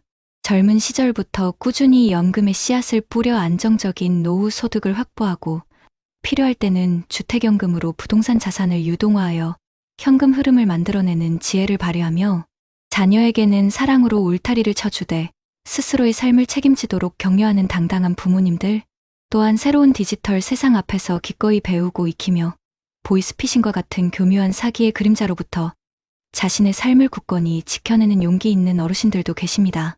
그분들의 노후는 재물에 많고 적음을 넘어 스스로의 삶을 주도하는 품격과 자유로 가득합니다. 얼굴 가득 깊어진 주름만큼이나 깊어진 지혜와 따뜻함으로 세상의 변화를 두려워하지 않고 오히려 즐기며 살아가는 모습은 우리에게 큰 울림과 깊은 감동을 선사합니다. 그분들의 삶은 우리가 꿈꾸는 아름다운 노년에 빛나는 모범이 됩니다. 그렇다면 우리도 저처럼 행복하고 당당한 노년을 맞이하기 위해 무엇을 해야 할까요? 첫째, 노후 소득은 단순히 돈을 넘어 우리의 존엄성을 지키는 힘입니다. 최일평 영감님처럼 자금이 고갈되지 않도록, 김순자 여사님처럼 연금만으로는 불안해하지 않도록 우리는 기초연금과 주택연금이라는 든든한 사회의 안전망을 적극적으로 활용해야 합니다. 내 집이라는 소중한 자산을 그저 물려줄 재산으로만 생각할 것이 아니라 평생을 함께할 내 삶의 울타리이자 나를 위한 든든한 연금이 되어줄 수 있음을 기억해야 합니다. 또한 일하고 싶은 마음만 있다면 노인 일자리 지원 사업을 통해 사회에 기여하며 활력을 찾고 동시에 소득까지 얻을 수 있는 기회를 놓치지 마세요. 젊은 세대에게는 국민연금, 퇴직연금, 개인연금이라는 3층 연금 구조를 단단히 쌓아 올리는 것이 미래의 나에게 주는 가장 큰 선물임을 잊지 말아야 합니다. 이는 노년을 준비하는 것을 넘어 현재의 나에게 마음의 평화를 선물하는 소중한 일입니다. 둘째, 빚은 우리를 옥죄는 그림자와 같습니다. 최일평 영감님의 아들 상우 씨의 사례처럼 자녀의 빚이 부모의 노후를 위협하는 아픔을 막기 위해 우리는 때로는 단호한 사랑이 필요합니다. 성인 자녀가 자신의 삶에 책임감을 느끼도록 돕고 감당하기 어려운 빚의 수렁에 빠졌다면 신용회복위원회 채무조정제도나 서민금융진흥원, 저금리 대환대출과 같은 공적 제도를 활용하도록 안내하는 지혜를 발휘해야 합니다. 이는 밑 빠진 독에 물 붓기식의 지원이 아니라 자녀 스스로 일어설 힘을 주는 진정한 사랑입니다. 우리 자신의 고금리 부채 또한 마찬가지입니다. 돈을 불리는 최고의 재테크는 고금리 빚을 먼저 갚는 것이라는 만복 영감님의 조언처럼 이자라는 무거운 짐을 하루빨리 벗어던져야 합니다. 그 과정이 고통스러울지라도 빚에서 해방되는 순간 찾아올 홀가분함과 자유는 무엇과도 바꿀 수 없는 행복을 가져다 줄 것입니다. 마지막으로 금융이해력은 우리가 살아가는 복잡한 세상에서 스스로를 지키는 가장 강력한 무기입니다. 김순자 여사님의 아들이 위험에 빠질 뻔했던 기획부동산 사기, 그리고 끊임없이 진화하는 보이스피싱 같은 금융 사기로부터 우리의 소중한 노후 자산을 지켜야 합니다. 세상에 공짜 점심은 없고 고수익 보장 투자는 사기라는 순자 여사님의 지혜로운 원칙을 가슴에 새기고 의심스러운 전화나 문자를 받으면 일단 의심하고 바로 끊고 가족이나 금융기관에 확인하는 3가지 원칙을 철저히 지켜야 합니다. 노인복지관이나 주민센터에서 제공하는 스마트폰 및 디지털 금융교육에 적극적으로 참여하여 새로운 기술을 두려워하지 않고 우리의 삶을 더욱 풍요롭게 만드는 도구로 활용하시길 바랍니다. 알면 힘이고 그 힘으로 우리는 우리의 노년을 더욱 안전하고 당당하게 만들어갈 수 있습니다. 사랑하는 시청자 여러분, 노년은 삶의 끝이 아니라 또 다른 시작이며 지혜와 품격이 빛나는 아름다운 시기입니다. 비록 예상치 못한 어려움이 찾아와 우리를 흔들지라도 오늘 우리가 함께 나눈 이야기와 방안들이 여러분의 노후의 한 줄기 따뜻한 빛이 되기를 간절히 바랍니다. 서로의 손을 맞잡고 따뜻한 위로와 용기를 주고받으며 함께 지혜를 모아간다면 우리의 노년은 그 어떤 시절보다 빛나고 아름다울 수 있습니다. 지금 이 순간부터 우리는 더 이상 불안과 고립 속에 머무르지 않을 것입니다. 당당하게 자신의 삶을 주도하고 사랑하는 가족들과 더 깊이 소통하며 사회의 일원으로서 빛나는 존재감을 드러낼 것입니다. 여러분의 삶은 그 자체로 소중하며 여러분의 노년은 그 어떤 모습이어도 충분히 아름답습니다.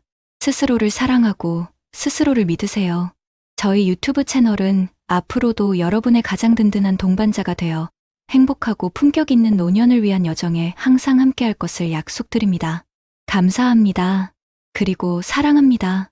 평생 직장이라 믿었던 회사에서 나가달라는 말을 듣게 될 거라고 혹시 상상이나 해보셨습니까? 25년간 오직 한 길, 국내 최고 자동차 부품 회사에 모든 걸 바쳤던 박철민 부장님. 그가 하루아침에 월 180만 원짜리 물류센터 일용직으로 밀려난 사연 들어보셨나요? 그가 가진 10개가 넘는 기술 자격증도 번듯했던 대기업 명함도 왜 아무런 방패가 되어주지 못했을까요? 이건 더 이상 남의 이야기가 아닙니다. 지금 대한민국 50대 10명 중 4명이 바로 이런 고용 절벽 앞에 내몰리고 있습니다. 오늘 이 영상을 놓치신다면 10년 뒤 처참하게 비어버린 통장 잔고를 보며 땅을 치고 후회하게 될지도 모릅니다. 당신의 남은 인생 30년을 지킬 마지막 골든타임, 그 현실적인 답을 지금 바로 공개합니다. 스마트폰 액정을 닦던 아내 수희의 목소리는 솜사탕처럼 부드러웠다. 여보, 우리 미영이 웨딩홀 계약금 오늘 보냈대요. 당신 퇴직금으로 떡하니 해주니까 걔가 얼마나 좋아하는지 몰라. 역시 우리 집 기둥은 당신이야. 박철민, 올해 나이 58.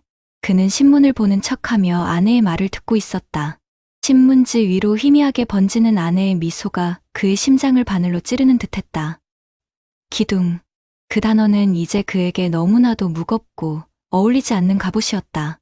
아내는 여전히 그가 국내 최고 자동차 부품 회사의 연구소장 출신이라는 사실을 세상 가장 큰 훈장처럼 여기고 있었다. 그가 매일 아침 낡은 도서관으로 향하는 이유가 유망한 중소기업의 기술 고문 자리를 알아보기 위함이라고 굳게 믿고 있었다. 그럼 우리 딸 결혼인데 이 아빠가 그 정도는 해줘야지. 철민은 애써 목소리를 가다듬으며 대답했다. 그의 목소리는 미세하게 떨리고 있었다. 신문지 뒤에 가려진 그의 얼굴은 아내가 보지 못하는 그만의 작은 무대였다. 그 무대 위에서 그는 여전히 번듯한 가장을 연기하고 있었다. 하지만 연기가 끝나고 막이 내리면 그는 이름 없는 엑스트라에 불과했다. 아침 8시 철민은 현관문을 나섰다. 다녀올게. 오늘도 좋은 소식 있을 거예요, 여보. 아내의 응원이 등 뒤에 비수처럼 꽂혔다. 그가 향한 곳은 도서관이 아니었다.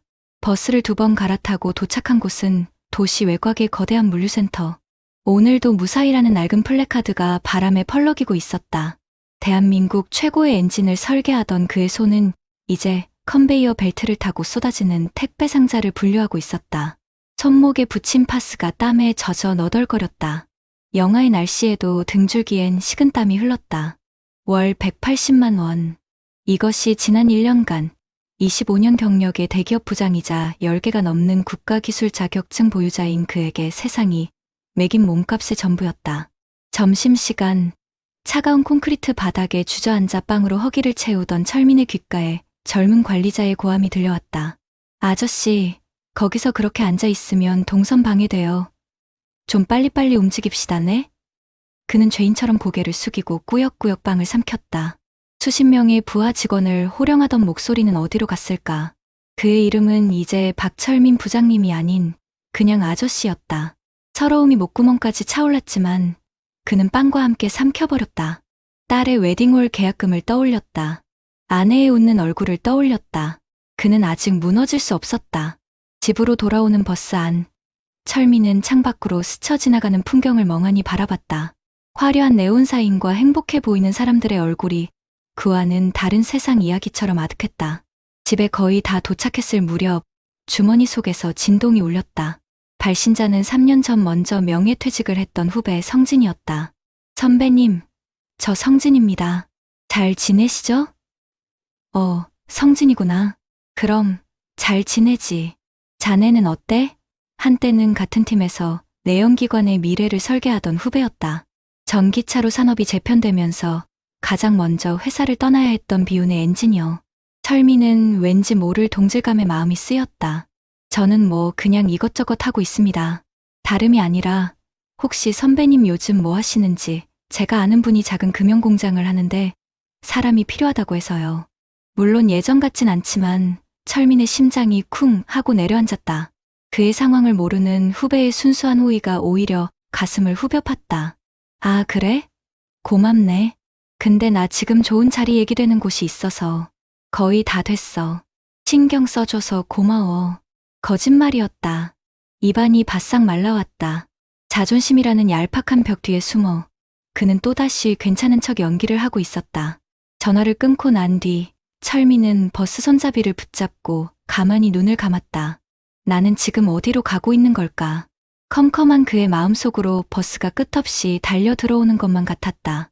그날 밤 철민은 잠든 아내의 얼굴을 몰래 엿보다가 서재로 들어왔다. 낡은 책상 서랍 깊숙한 곳에서 빛바랜 명함집을 꺼냈다. 한 장 한 장 그가 25년간 쌓아올린 역사가 먼지와 함께 묻어나왔다. 수많은 협력업체 사장들의 이름과 직함. 한때는 그가 전화 한 통이면 만사를 제쳐두고 달려오던 사람들이었다. 그는 용기를 내어 그중 가장 친했던 부품업체 김 사장에게 문자를 보냈다. 김 사장, 오랜만이네. 박철민 부장일세. 잘 지내나? 10분이 지나고 30분이 지나도 답장은 오지 않았다. 철민은 쓴웃음을 지으며 핸드폰을 내려놓았다. 회사를 나오는 순간 박철민 부장이라는 이름 위에 붙어있던 모든 권위와 관계는 신기루처럼 사라져버린 것이었다. 그는 이제 그냥 박철민, 실직한 50대 아저씨일 뿐이었다. 그는 책상 위에 놓인 딸 미영의 사진을 보았다. 환하게 웃는 딸의 얼굴. 그 미소를 지켜주기 위해서라면 그는 어떤 수치심도 견뎌낼 수 있었다. 그래, 내일은 새벽 인력 시장에라도 나가보자. 뭐라도 해야지. 그는 굳게 마음을 다잡으며 텅 빈 이력서 양식을 컴퓨터 화면에 띄웠다. 경력란에 무엇을 써야 할까? 땡땡 오토텍 연구소장. 그 한 줄을 쓰는데 밤이 새도록 손가락이 움직이지 않았다. 며칠 뒤 딸 미영이 오랜만에 저녁을 먹으러 집에 왔다. 손에는 예비 사위가 보냈다는 고급 과일 바구니가 들려 있었다. 아내 수희는 입이 귀에 걸렸다. 어머, 김서방은 뭘 이런 걸 다. 그냥 몸만 와도 되는데. 엄마, 오빠가 아버지 좋아하시는 샤인머스켓으로 일부러 골랐대. 아빠, 요즘 기술 고문 자리 알아보시는 거 잘 돼가요? 미영의 해맑은 질문에 철민은 가슴이 철렁했다. 그럼 슬슬 좋은 소식 들려올 거야. 그는 과일을 깎는 척하며 딸의 시선을 피했다. 식사가 끝나고 미영은 조심스럽게 서류 봉투 하나를 내밀었다.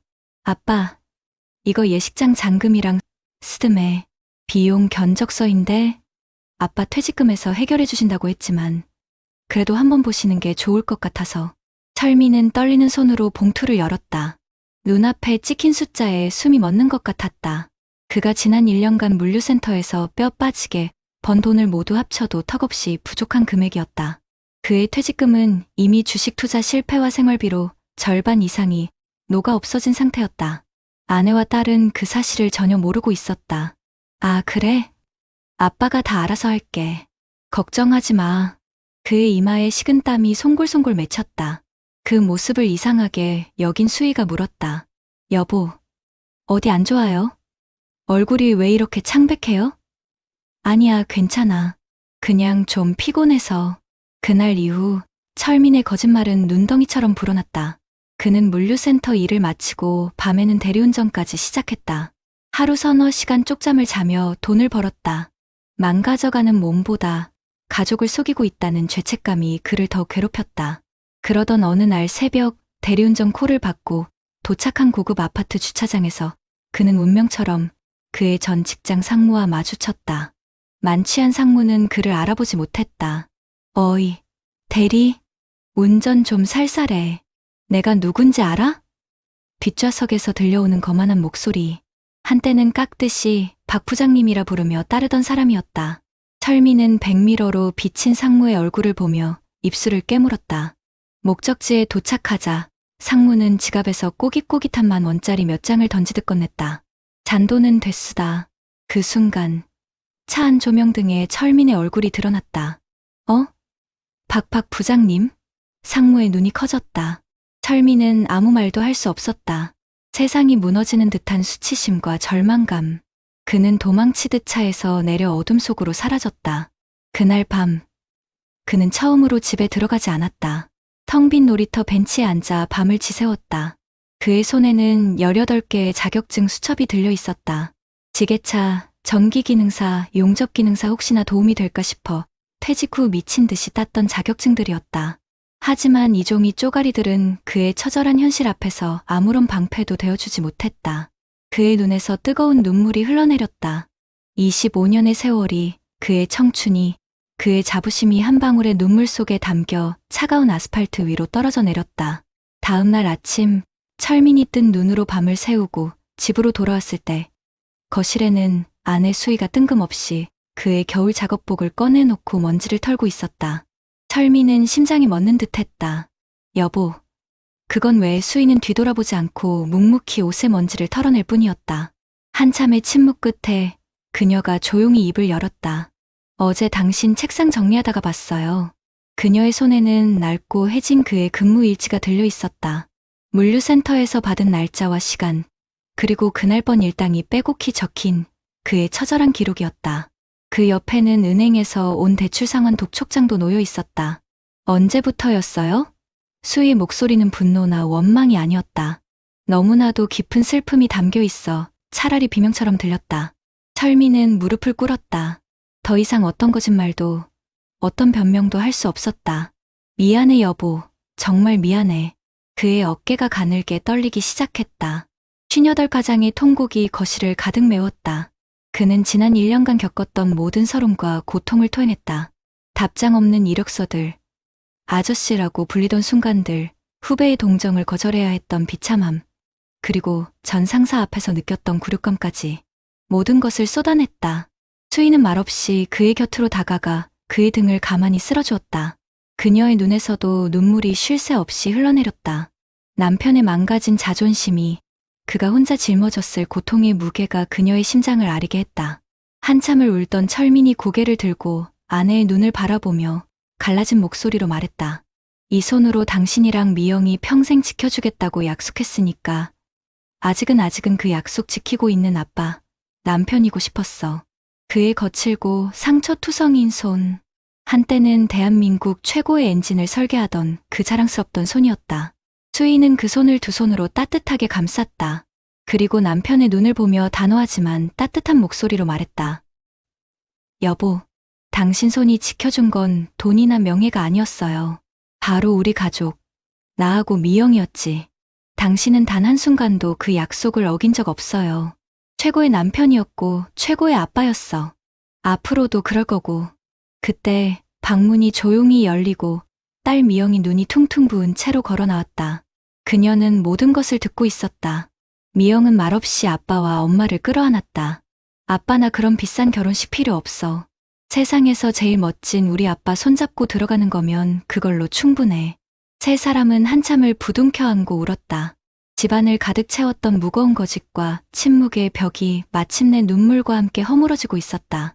며칠 후, 철민의 가족은 작은 치킨집 가게 자리를 알아보고 있었다. 철민이 퇴직 후 혹시 몰랐다 두었던 조리사 자격증이 빛을 발할 차례였다. 아내 수희는 카운터를, 딸 미영은 주말 아르바이트를 하겠다며 나섰다. 모든 것이 처음부터 다시 시작이었다. 화려했던 과거는 없었지만 그들의 얼굴에는 오랜만에 진짜 웃음꽃이 피어났다. 가게 이름을 정하던 날, 철민이 낡은 수첩에 힘있는 글씨로 적었다. 아빠의 청춘달. 한때 대한민국 산업의 심장을 뛰게 했던 그의 손은 이제 가족의 미래를 위해 뜨거운 기름 앞에서 다시 한번 청춘을 불태우고 있었다. 그의 마지막 이력서는 세상에 제출되지 않았지만 그는 가족이라는 세상에서 가장 위대한 회사에 당당히 재취업한 것이었다. 저녁 노을이 비치는 작은 가게 안, 새 식구의 웃음소리가 희망처럼 번져나가고 있었다. 여러분 어떠시나요? 위의 사례는 정말 비참하고 서글픈 인생 아닌가요? 하지만 지금부터 소개해드리는 사례는 정반대의 선택으로 행복한 노후를 보내고 있는 분을 소개해드리겠습니다. 아침 햇살이 거실 깊숙이 스며드는 오전 9시. 아내 경숙이 정성껏 내린 드립 커피 향이 집안을 채웠다. 여보, 당신 좋아하는 과테말라 원두. 향 좋죠? 이정훈, 올해 나이 62. 그는 30년간 몸담았던 구청을 떠난 지 2년째다. 그는 아내가 건네는 커피를 받아들며 신문을 펼쳤다. 청년 창업 5년 내 폐업률 70% 육박, 고금리 고물가의 직격탄. 씁쓸한 헤드라인에 그의 미간이 잠시 좁혀졌다. 아내 경숙은 남편의 표정을 읽고는 조용히 그의 어깨를 두드렸다. 너무 걱정 말아요. 우리 민준이 똑똑한 아이니 잘 해낼 거예요. 그리고 우리에겐 우리가 세워둔 계획이 있잖아요. 정우는 아내의 말에 고개를 끄덕이며 희미하게 웃었다. 계획. 그 단어는 이제 그에게 불안한 파도를 막아주는 든든한 방파제와도 같았다. 매달 10일이면 어김없이 통장에 찍히는 공무원 연금 300만 원. 그것이 그의 새로운 월급이었다. 액수는 예전 같지 않았지만 이 돈은 부부의 단단한 노후를 지탱하는 주춧돌이었다. 아버님, 이번 달 이자 막을 돈이 조금 부족해서. 소화기 너머로 들려오는 아들 민준의 목소리는 잔뜩 기어들어가 있었다. 야심차게 시작했던 IT 스타트업이 3년을 버티지 못하고 흔들리고 있었다. 함께 일했던 동료들 월급을 챙겨주다 보니 정작 자신의 생활비는 바닥난 모양이었다. 정우는 잠시 눈을 감았다. 왜 마음이 쓰이지 않겠는가. 하지만 그는 10년 전 아내와 함께 재무 설계사 앞에서 했던 약속을 떠올렸다. 자식 지원은 결혼할 때 집 전세금 일부 보태주는 것까지. 그 이후는 어떤 경우에도 노후 자금에 손대지 않는다. 그것은 냉정한 원칙이 아니라 자식에게 끝까지 짐이 되지 않으려는 부부의 마지막 자존심이었다. 민준아, 저녁에 집으로 들어오너라. 엄마랑 같이 얘기 좀 하자. 정우는 아들의 부탁을 단칼에 거절하지도 섣불리 약속하지도 않았다. 대신 대화를 선택했다. 그날 저녁 식탁에는 무거운 침묵이 흘렀다. 민주는 차마 입을 떼지 못하고 고개만 숙이고 있었다.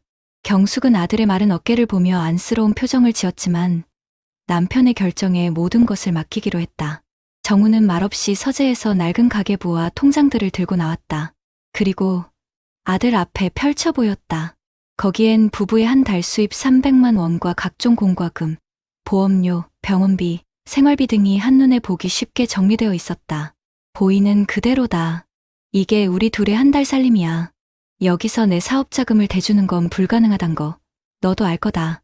정훈의 목소리는 단호했지만 아들을 비난하는 기색은 없었다. 민준의 얼굴이 일그러졌다. 아버지, 제가 이런 부탁까지 드리는 거 정말 면목 없는 거 알아요. 하지만 이번만 넘기면 정말 아들의 애원에 경숙의 마음이 흔들렸지만 정훈은 고개를 저었다.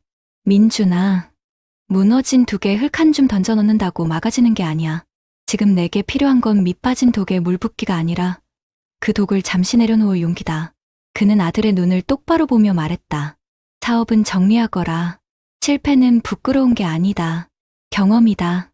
대신 내가 다시 일어설 때까지 6개월간 아빠가 내 월세랑 최소한의 생활비는 지원해주마.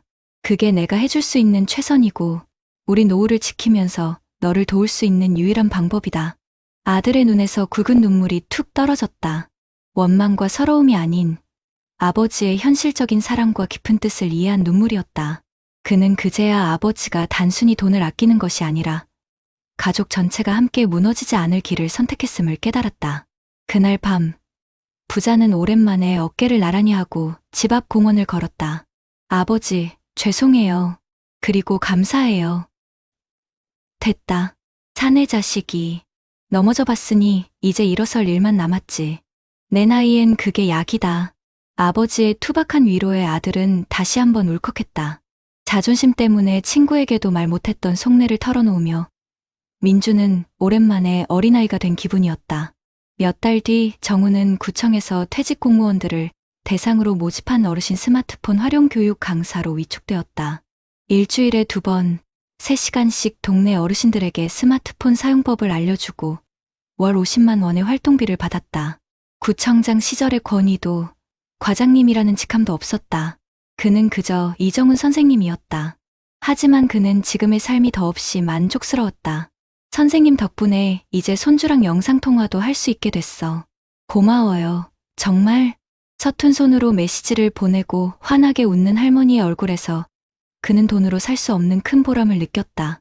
그의 지식과 경험이 누군가에게 따뜻한 도움이 될 수 있다는 사실이 그를 다시 뛰게 만들었다. 아들 민주는 아버지의 조언대로 사업을 깨끗하게 정리하고 자신의 전공을 살려 중견 IT 기업에 재취업했다.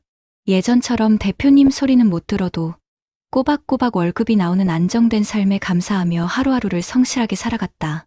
주말 저녁, 민준이 여자친구와 함께 과일 바구니를 사들고 부모님 댁을 찾았다. 아버지, 어머니, 저 다음 달에 결혼합니다. 화려한 결혼식은 안 할 거예요. 양가 부모님 모시고 조촐하게 식사하고 그 돈 아껴서 작은 전셋집 얻으려고요. 며느리감의 야무진 말에 경숙의 입가에 한바구음이 번졌다. 정우는 말없이 아들의 어깨를 툭 쳤다. 그 어떤 말보다 깊은 신뢰와 지지가 담긴 손길이었다. 모두가 돌아간 조용한 밤, 정우는 아내와 함께 베란다에 앉아 밤하늘을 보았다. 아내가 그의 손을 가만히 잡았다.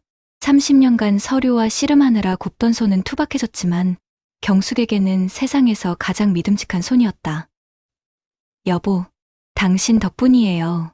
그때 만약 우리가 민준이한테 무리해서 돈을 해줬더라면 어쩌면 지금 우리 모두가 불행했을지도 몰라요. 정우는 아내의 손을 마주 잡으며 나지막이 말했다.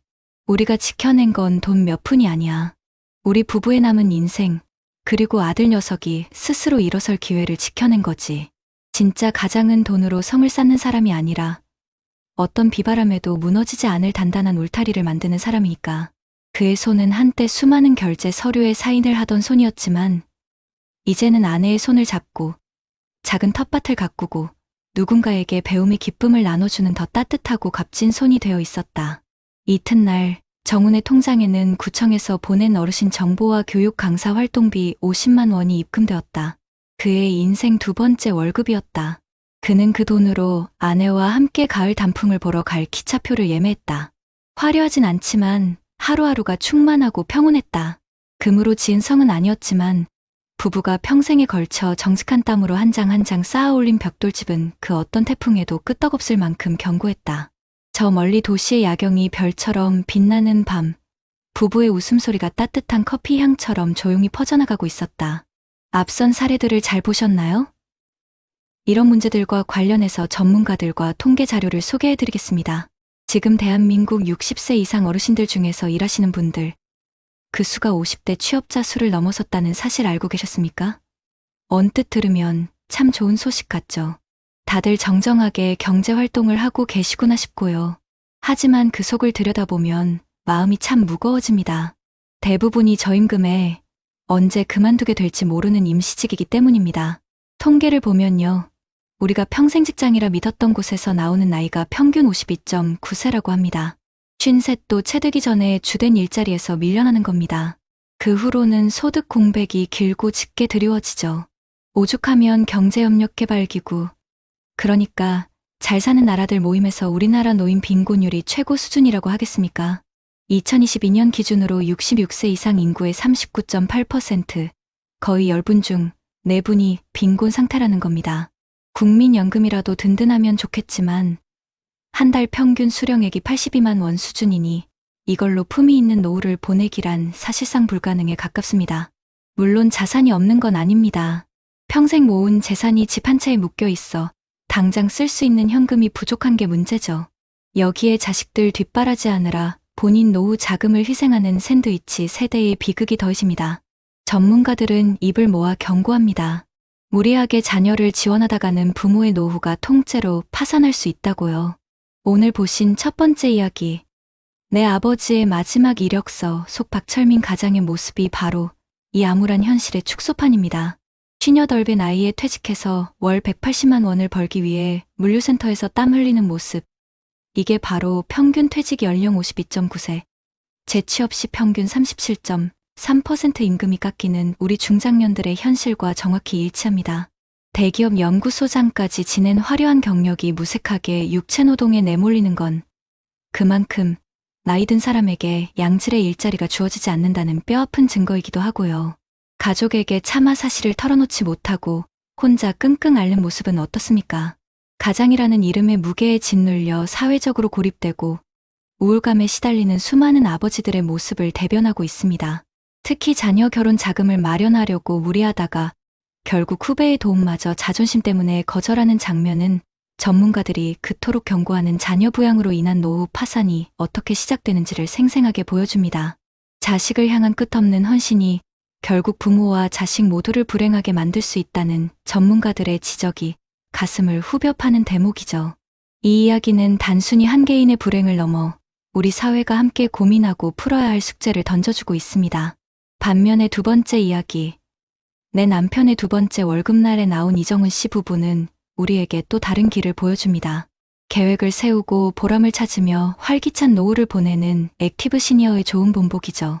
30년간 공무원으로 일하고 매달 300만 원의 연금을 받는 모습은 안정적인 현금 흐름이 노후에 얼마나 중요한지를 명확하게 보여줍니다. 이건 국민연금만으로는 생계가 막막한 대다수 시니어들의 현실과 너무나 대조적이라 더 큰 울림을 줍니다. 하지만 이 이야기의 진짜 핵심은 연금 액수가 아닙니다. 바로 자녀 지원과 내 노후 자금은 별개라는 확고한 원칙입니다. 자식 지원은 결혼할 때 집 전세금 일부 보태주는 걸로 끝낸다. 그 이후에는 어떤 일이 있어도 노후 자금에 손대지 않는다. 이 대사야말로 모든 재무 설계 전문가들이 노후 준비의 제1원칙으로 강조하는 내용입니다. 자녀가 스스로 경제적으로 독립할 수 있도록 돕는 것이 진짜 부모의 역할이며 무엇보다 부모 자신의 노후 준비가 최우선이 되어야 한다는 겁니다. 아들이 사업에 실패했을 때 이정훈 씨가 무작정 돈으로 해결해주는 대신 월세와 생활비를 6개월만 지원하며 현실적인 조언을 해주는 장면. 이게 바로 자녀의 자립심을 키워주면서도 현명하게 내 노후를 지키는 방법입니다. 퇴직 후에 어르신 스마트폰 활용 교육 강사로 활동하며 월 50만 원의 활동비를 받는 모습도 인상적입니다. 이건 단순히 돈을 버는 걸 넘어서 사회와 계속 소통하고 내가 가진 경험과 지식을 나누며 새로운 보람을 찾는 과정입니다. 이렇게 새로운 역할을 통해 삶의 만족도를 높이는 것. 이것이 바로 경제적 안정과 더불어 풍요로운 노후를 만드는 비결이라고 전문가들은 말합니다. 이 두 이야기는 우리에게 동전의 양면처럼 다른 노후의 현실을 보여주면서 결국 선택과 준비의 중요성을 이야기하고 있습니다. 그렇다면 앞선 사례들을 해결할 수 있는 방법은 무엇이 있을까요? 먼저 불안정한 소득과 재취업 문제부터 이야기해 볼게요. 우리 박철민 씨처럼 주된 일자리에서 퇴직하고 나면 갑자기 저임금이나 단기 일자리로 내몰리는 경우가 많잖아요. 이런 어려움을 겪는 분들을 위해 정부나 지자체에서는 경력과 전문성을 살릴 수 있는 재취업 정책들을 많이 내놓고 있습니다. 우선 고용노동부의 신중년 경력형 일자리 사업을 보면요. 우리 5060 어르신들이 퇴직 전에 쌓았던 전문 지식과 경험을 지역사회에 다시 기여할 수 있도록 돕는 사업이에요. 단순히 몸으로 하는 일이 아니라 컨설팅이나 교육, 서비스 기획 같은 그동안의 경력을 그대로 활용할 수 있는 업무들이 중심이 됩니다. 박철민 씨도 이런 기회를 활용했다면 물류센터 대신 자신의 전문성을 살릴 수 있었겠죠. 또 중장년 네일센터라는 곳도 있습니다. 전국적으로 운영되고 있는데 만 40세 이상 중장년 구직자들을 대상으로 생애, 경력 설계부터 시작해서 다시 직업을 찾거나 아니면 창업을 할 수 있도록 원스톱으로 모든 고용 서비스를 제공해줘요.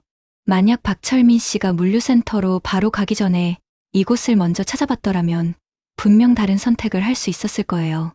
그리고 서울시 50플러스 재단이나 부산시 장노년 일자리 지원센터 같은 각 지자체에서도 해당 지역의 산업 특성에 맞는 맞춤형 교육 훈련이나 인턴십 프로그램을 운영해서 실제로 다시 일자리를 찾을 수 있도록 적극적으로 돕고 있습니다.